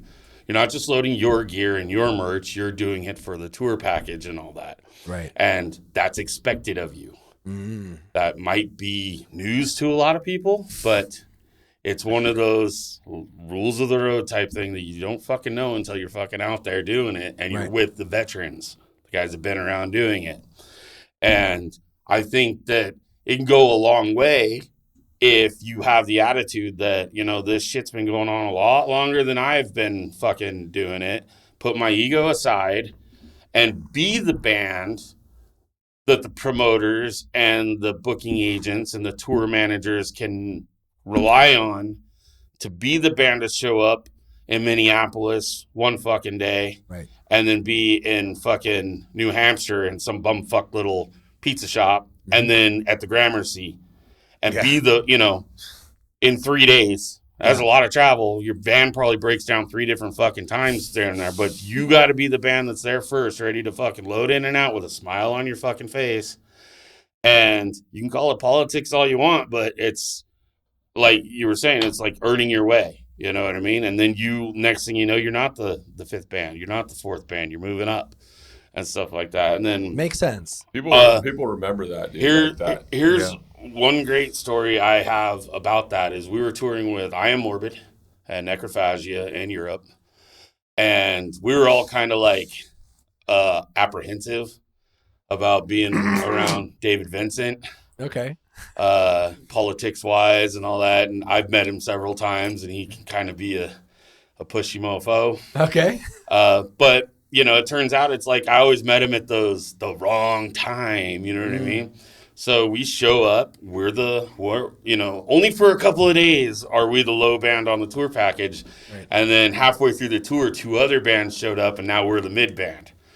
But we knew for that first leg, we were the guys. We're huffing the gear for Necrophagia and rest in peace, Kill. I love you, boy. And David Vincent.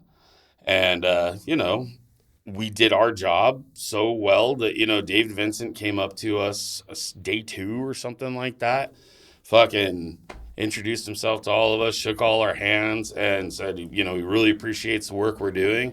None of us drink, and we noticed you guys do. He's like, we're going to keep all our booze on the rider. Like, normally we just take it off or whatever. He's like, we're going to keep all the booze on the rider. Give it to you guys. Make sure you guys go before the end of the night into our dressing room and get all that shit out and put it on the bus for you guys. There you go. And he's like, if anyone fucks with you on this fucking tour in Europe, anybody, you come to me. Tell them fucking David's going to fucking take care of you. And then there's another rule of the road that when you fucking do this shit for these veterans, and this is a dying rule of the road. I think it shouldn't be. But there's a day of the tour, usually at the end of the tour, where the headliner is supposed to take everybody out. Oh. Where they take you out and you're not supposed to even reach for your wallet. Leave your fucking wallet in the bus. Just bring your ID or whatever. It's on the headliner there, you know. And one of my favorite places in the world is the Reeperbahn in Germany. Yeah, St. Pauli. And, you know, if you've ever been there, that says a lot about my personality. We'll just leave it at that. And, you know, they have the nightlight there and all that. And, you know, that was the night David Vincent decided this is the night we're going to fucking take the boys out. So he's like, I don't want to see anybody's wallets. Wow. And he took us out. My first time on the Reeperbahn. I've been there many times since. Wow. Thank you, David. And he's part of the Hells Angels, and they actually have a little bar location there. So the first thing he did was take us in there.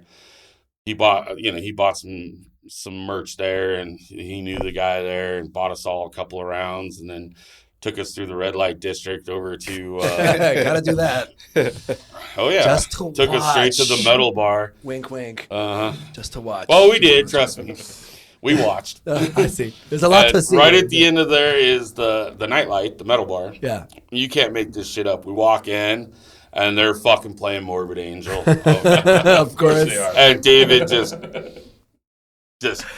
Oh my fucking God. up. You know what I mean? Like Oh fucking. my You know, and this God. place is like smaller than this room, dude, full of people, and Wow. So yeah, and any problems we had, we could go to Papa David. I think it's super inspiring because what you're basically saying out of your experience is that you don't like give into the politics, right?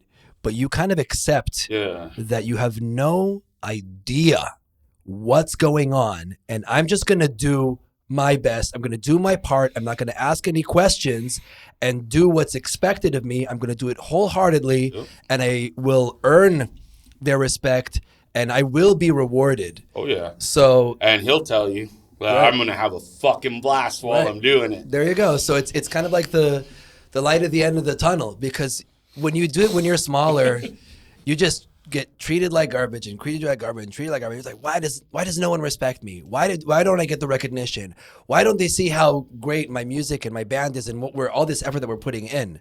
But following blindly and just following your heart and your intuition and saying, no, we're all doing this and this is my part, and accepting that, having that You're at the earning end, it. You're earning it. You're earning it. You're earning their You're earning respect. it through work ethic. You're earning Yeah. it through caring about what the hell you're doing. And, as a band and a member of a band, you have an obligation to the people that you are in a band with, Right. to bring your best effort forward every single day. I told you not to open this can of worms. Like It was a good one though. Yeah, It was a good I one. know it's a good one. We're a little short on time, so I'm gonna try and go Hannah. Yeah. Well, I was gonna say I love this shit you because got? I'm sitting here and I feel like the kid that stayed up too late at a family party, just hearing the uncles talk real shit at like 3 a.m. I'm like, oh shit. we're old. Okay, so I have a few more subjects that I would like to go over. So let's try and keep our answers not too long.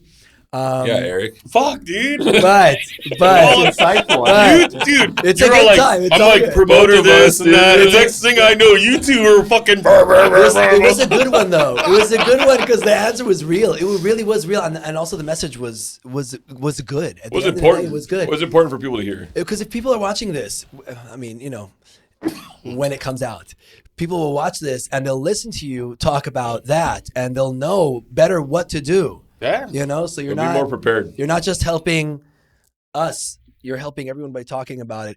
Okay, here's another one. After politics, labels. Labels. Jesus The man. dream. I plead Getting the fifth. signed. I'm gonna start a band. I'm gonna start a band, and I'm gonna get signed to a label, and it's gonna be Metal Blade or Century Media or whatever, Nuclear and they're Blast. gonna make me a rich and famous rock star, and everyone's gonna know my music. I'm gonna travel the world, and I'm gonna make a buttload of money. Playing festivals and stadiums and all that stuff, right? That's kind of like this kind of dream a boy has, I guess, like this little young metalhead has in their brain. However, There's no way. There's There's no fucking way anybody in their right mind has said, I'm gonna get rich and play music. It's a financial If you disaster. have, you It's a financial fucking just disaster. shoot yourself in the face. Okay, This is well, fucking let me dumb. let me Sorry, phrase that I shouldn't differently. say that because people might do Yeah, that. It's all Don't good. do Don't that. shoot yourself. Don't yourself. shoot yourself in the face. Let me phrase that question in a more practical way. Do we need labels? It depends. What you got, Sergio? Hold on. Yeah. Because I'll speak from my experience. Before, and it also depends on the label, but before we got signed, right? This was about 2014 through 2017. We were just independent. We were just playing shows, playing Watermelon. We were touring with Voices for a week, or playing with Voices. There was a time when we were playing all the time. Yeah. Like we were just in between that. Nobody really knew who we were. Frankly, a lot of people didn't really get it. People didn't really get our stuff. But then we had this wonderful idea to record an album, a full-length album. We were just like, we're going to go all in. We're gonna do 8 songs. We're gonna just throw the kitchen sink at it, and then we're just gonna do it. It's a great album, by the way. Thank you. And we recorded it, and we were just gonna release it ourselves. That was the plan. We got great artists, everything. We just like really put in a lot of effort into it. And then we were just thinking like, what if we shop it around? At that time, we had a very small install base. And then just the fact that we had like a real album coming out was just a thing. But then we got a label. They took care of it. And then the distribution and just the outreach of everything just took us to a level where now we have a Spotify account where it says monthly listeners are 4 digits, right? Instead of like just, oh, you should check this. Like the label's actually putting work in for us with like the merchandising, the printing, the physical media and all of that. So I think when you have a good label, we're fortunate to be on Transcending Obscurity, that they like put in a lot of effort into merchandising and outreach and getting reviews and like timing everything and just getting your band name out there with the right promotion. Okay. And they're very active, So your answer is yes. I think yes. Well, no, I think his answer is if you get a good label. Get a good labable. Okay. Because you can be on a label that's just operating out of a basement in Italy. And then your thing will be on CD. Your thing will be on CD, but then you know what I mean? Like there's not a lot of back end stuff going on. So I think it really depends. And again, we're fortunate to have like we got lucky. I mean, it was like timing. We got right place, right time, signed us, put our first album. Now we're doing our 3rd one. So awesome. It's great. I Love think. it. Eric. What? A&R. Fuck you. For M Theory. Fuck off. this one's a juicy. All right, man. No. It's pretty simple, man. Go for it. Do we need labels? No. In this day and age, fuck no, you don't need a label. Okay. Like, what do you want out of your label? That's the first thing. People are always asking, like, what can the label do for you and all that shit, but they never ask themselves, what the fuck are you looking for in a label, man? Like, if you can't answer that, then why do you need a label? You don't even know what the fuck you want, Yeah. So, no, man, you can record your own album. You can hit up Travis Smith on Facebook. You know what I mean? And fucking have a badass looking album. Maybe it doesn't even sound that fucking great because you recorded it yourself. And throw $10,000 of your own money at a PR guy. Will do everything a fucking label can do for you, especially if you know anything about distribution. Right. If not, we're already in in an area where CD sales are pretty much a fucking joke. Yeah. We're in a vinyl society again. How the fuck that happened, I don't know, but here we are. Okay. And you can sell your vinyls through your own fucking website or Bandcamp or anything like that. The same fucking label can do it. It's just like, if you don't have that kind of money or like talent or instinct or whatever, fuck yeah, you need a label. You need a manager. Because they do. Yeah. Because you need someone that can do that for you. But, anybody can get on YouTube and how to, whatever the fuck you're looking for. If you have your own money, your own will, then yeah, absolutely you don't need a label. Okay. But but at the same time, if you can land Metal Blade, I'm gonna jump in. I think a label's important. I'll keep it short. I think a label's important, and I think the excess of people is between booking and management. I think management companies need to do a better job of booking. In a personal standpoint. I think having a booking agent, a management company, and a label is excessive. I think how is that? Like, is that ever going to go away? They've split it up so nicely so they do less work. It's insane. It's insane. Like, how do you change that? I think if a label was able to add a management / booking agent into it and to make it more universal, it would be better. Okay. In my opinion, I do like think Napalm a label does that very well. Yeah. Labels should do that, right? But they don't.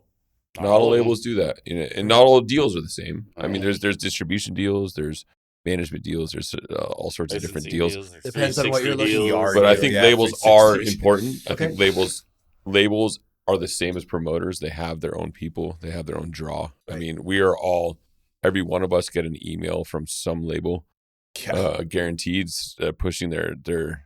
I got an email from M3 this morning. Which labels are important, and I think eliminating them is doesn't make sense. I think they're the one person that's actually promoting you. They're trying to, right. Because they want their at least the good ones. The good ones. They're doing all the Hannah, stuff we can. what you got? Labels? Do we need them? Okay, well, listen. I'll repeat what I said earlier about being the kid hearing uncles talk at 3 a.m. Like that. Listen, here's the thing. I feel like I'm listening to this shit right now. I'm like, oh damn, okay. But you are in a band that's signed. Well, I am. Yeah, dude. Well, this is the wild shit, right? Is that again? I've never been in a band up until like Anubis, right? Like I just kind of did it for shits and giggles for too long, but like too long as if I've been growling my whole life. I haven't been. But It's fucking interesting because I literally was brought onto the band like from the get-go when they were already signed. Yeah. So I'm like, I have no fucking basis. I have absolutely no basis. The best I have is like just kind of third-hand knowledge from shit I listened to and shit I've seen. I'm like, oh, okay, like it's all literally just like backseat knowledge at this juncture because again, I'm still like, oh fuck, okay. I think it's refreshing. I think it's refreshing because you have a different perspective on what's going on. Well, So you're in a dope mindset right now. Well, I mean, I appreciate I kind of miss that. It was exciting. I'm like, dude, I remember like Santa Claus still exists. Oh, he does. So does the Easter Bunny, bro. Every time I lose a tooth in the pit, I put it under my pillow. Oh, nice. Okay, this one goes specifically for Anna. Anna. Anna, this one goes specifically for you. Women in metal. All right. Women in extreme metal. Women in extreme metal. Now, here's the thing. Again, most of my experiences are anecdotal. I will say I'm exceptionally lucky in the fact that, like, I know a lot of people have had, like, rough experiences. Again, anecdotally from what I've heard from other women, but I've experienced none of that. Okay. Not only as a singer, but, like, as someone who, like, sings it. Like, it's, like, whatever. But also, and this is going to sound really crass, and here's the thing, is I get it. Like, dude. Crass it up. Who gives a fuck if someone cares if I'm I don't give a fuck. Listen, here's the thing. I don't want to sound like I'm gargling zombie dicks because I want to be the next Susan B. Anthony. Fuck that shit. I'm getting up because I think it's fun. If some dude has a fucking gripe with the fact that I'm a chick, why do I care? Right. That's not what I'm fucking here to do. I'm not here to prove a point. Fuck that shit. All right, well, what I'm asking is, do you think it's still a male-dominated market? Yeah, 1,000%. Well, I think. Hold on. Oh, sorry. Do you think you have a step forward because you are a female and you can kind of like, show? Yes. You can be. I can Yes. be appealing. Maybe I can't be sexy and show my ass and be like, oh. So that is a. Maybe a little bit. Hey, No, I want to you're good. show my ass. with that attitude. I'm sorry to cut you off. Yeah, no, you're good, dude. Again, it's all in the confidence, dude. Eric shows his ass. I do. There's pictures. Poor Gramercy. That's a fucking fantastic point because while I do think it is like it's like subgenre too because I mean you got some like huge bands like in other like Power and Symphonic and stuff that are female fronted, right? But like not all, it's such a nuanced question, you know what I mean? Because like while it is by and large like the genre metal as a whole is male dominated, I do believe that chicks have an upper hand. As far as like, depending on the subgenre, like especially like marketability is like a big like it's a big thing, Like you've got your like stabbing's one of my fucking favorites. Like you get your stabbings and your castrator and things like that, where that is like a pull, but also because Bridget can fucking hold her own. Because oh my god, she's one of my favorite vocalists. But anyway, like it's again. It's such a complicated like question for like more than like a couple of minutes, you know what I mean? Because there's so much that goes into it. But bottom line, while it is male dominated, I do think chicks have the upper hand. But that's a really honest take from you. Yeah. Because nobody fucking nobody thinks that. How about this? Before you do, I'm gonna let you add. But before you do, just a short yes and no. Do you agree? With what? With what she's saying? That the females have an upper hand. They have an upper hand. Absolutely. Yeah. Do you agree? Oh yeah. Sergio? Yeah. You do? Yeah. But again, still male dominated, Mark. It is male dominated. But that has nothing to do with the argument, though. The male dominated people to deal with. Can I be? And here's the thing: it's almost again. I'm crassing it up because fuck Crass it. it But, up. like, Crass it. here's Crass the deal, the shit out of it. is it's because of that where it's like, yeah, it's male dominated, but chicks have the upper hand. That at this point, it doesn't even fucking matter anymore. That like It evens out. Yeah, here's the thing: is that again, well, not barely, but here's I like that. But Dude, like, she's it got doesn't. the right mindset on Yeah. this. Well, Man. 'cause It's crazy. here's- Yeah, she's on it. It's crazy. Well, but here's the like. But nobody thinks of it the way you're thinking of it. Well, because I'm like. And when I say nobody, I mean nobody. Like you're the only person to come at this conversation from your perspective. As a You're chick, no, you're fucking nailing it. No, because it's dude, it's real. Like we've devoted lives, hours, months, years, and then all of a sudden there's a female vocalist that gets up there and does it half-ass and gets fucking all the exposure. right, because dude. she's showing some skin. Just because she's got fucking beautiful body, Right. which is, I mean, my body's not that good, but I'm No. working on it. Again, Hey, confidence, yeah, dude. yeah, Confidence. I got that. But sell that your shit, dude. perspective, woo, your perspective, I have to. your perspective's right. Eric, go for it. But Eric, you're do it. thinking about it. You're thinking about it through a mindset Right. of a fan, and you're right. Your mindset is correct. And I'm not saying I'm smarter. You're smarter. He's smarter. But Same that thing. is real. The perspective of a female vocalist, like, fuck, man. I this conversation deserves so much more time. Yeah, that was about to But say, man. and we don't have it. 2 minutes. we're- Eric, go Oh, for it. I can do my thing in less than 2 minutes. Do it. I worked for a record label that I was trying to get power metal, death metal, fucking jazz metal, like anything that like sounded cool to me at the time through.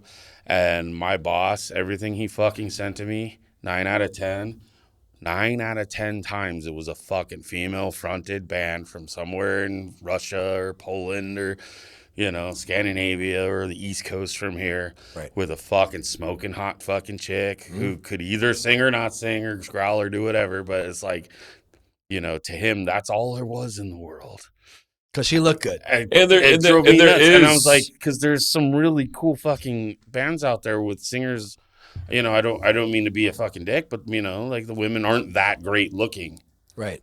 and they don't get shit. Nothing. Yeah. Right. Mm-hmm. There's so many And then good the women hot in metal fucking women don't that get the love. are in the industry, Yeah. that are making it, behind the scenes, they're getting treated like shit by a lot of fucking misogynistic piece of fucks. Like agree, John Hannah? fucking Finney. Do you think what he's... Oh yeah, dude, I agree 1000% because it's one of those things. Here's the thing: is the problem is like it's any manner of show business where it's unfortunately superficiality is an aspect to it. That was savage. And this is it's just yeah, it's just fascinating, right? Because I sit here and again, I am coming at this from like you're so fucking right in the sense that like you could just roll up to the fucking scene like. Who the fuck am I? I literally just started late 2022 at like fucking Ruinfest. I rolled up and did this shit. Now I'm here. Like fucking shout out to Ruinfest. But y'all have been at this your whole and I mean you've got fucking plenty to show for it and like deservedly. But it's like it is one of those things like when you are a chick, you do have the upper hand. Wow. Like in a male. You're a Wow, babe. good for you. What? Good for you saying and it. people Well, like, Good for you. You really don't care. And that's... Like- I but love that. so there's tons of female musicians that fucking excel and they're great at what they Oh, do. yeah. 100%. And that needs to be known too. Of course, Like it's not like this conversation saying like fuck Just female 'cause. Yeah. musicians. Oh, no. dude. But we need to be conscious of that. Mm-hmm. We are Conscious conscious. to metal. Yeah. There we go. I love it. It's a good ending. It's a good ending. It was it? Yeah, I love absolutely. it. And like I love it. I'm like I know you think I'm drinking a lot, but Okay. And well- like I brought it up before, like, dude, like one of my favorite, like one of my heroes, Bridget from Stabbing, like I said, like absolutely, like, oh my God. Yeah. She can outgrowl fucking dudes. Like, she's fucking incredible. And I'm sitting, like, if you can get by on your own merit, then, like, yeah, man, Barrett but it's speaks everything. merit speaks everything. Yeah, it does. And here's the thing is that, like, again, okay, I'm gonna wrap it up. Okay, bottom, like, closing statements, like, yeah, okay, well, it's male dominated, females have the upper hand. Females, like, I'm like, females, but women have the upper hand, and here's the deal. But, like, if you really give a shit, it's gonna be on talent. Like, you're gonna care about what, like, you want to sound good. It doesn't, like, fuck it. Like, And if someone wants to shit on you for being a chick or like praise you for being a chick, fuck that shit. Just That's right. do what you got to do. That's right. Fuck that shit. Be a chick, be a dude, be in between. Chicks Up are to you. dudes. Just be you. Just be you. What are chicks but female dudes? All right.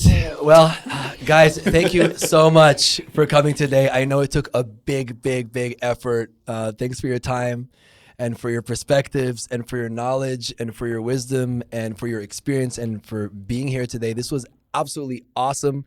I'm so happy we're doing this. And thanks for watching. Special thanks to Nawsh for doing tech and audio and editing and making this awesome. Nawsh fucks. Growl for Nawsh.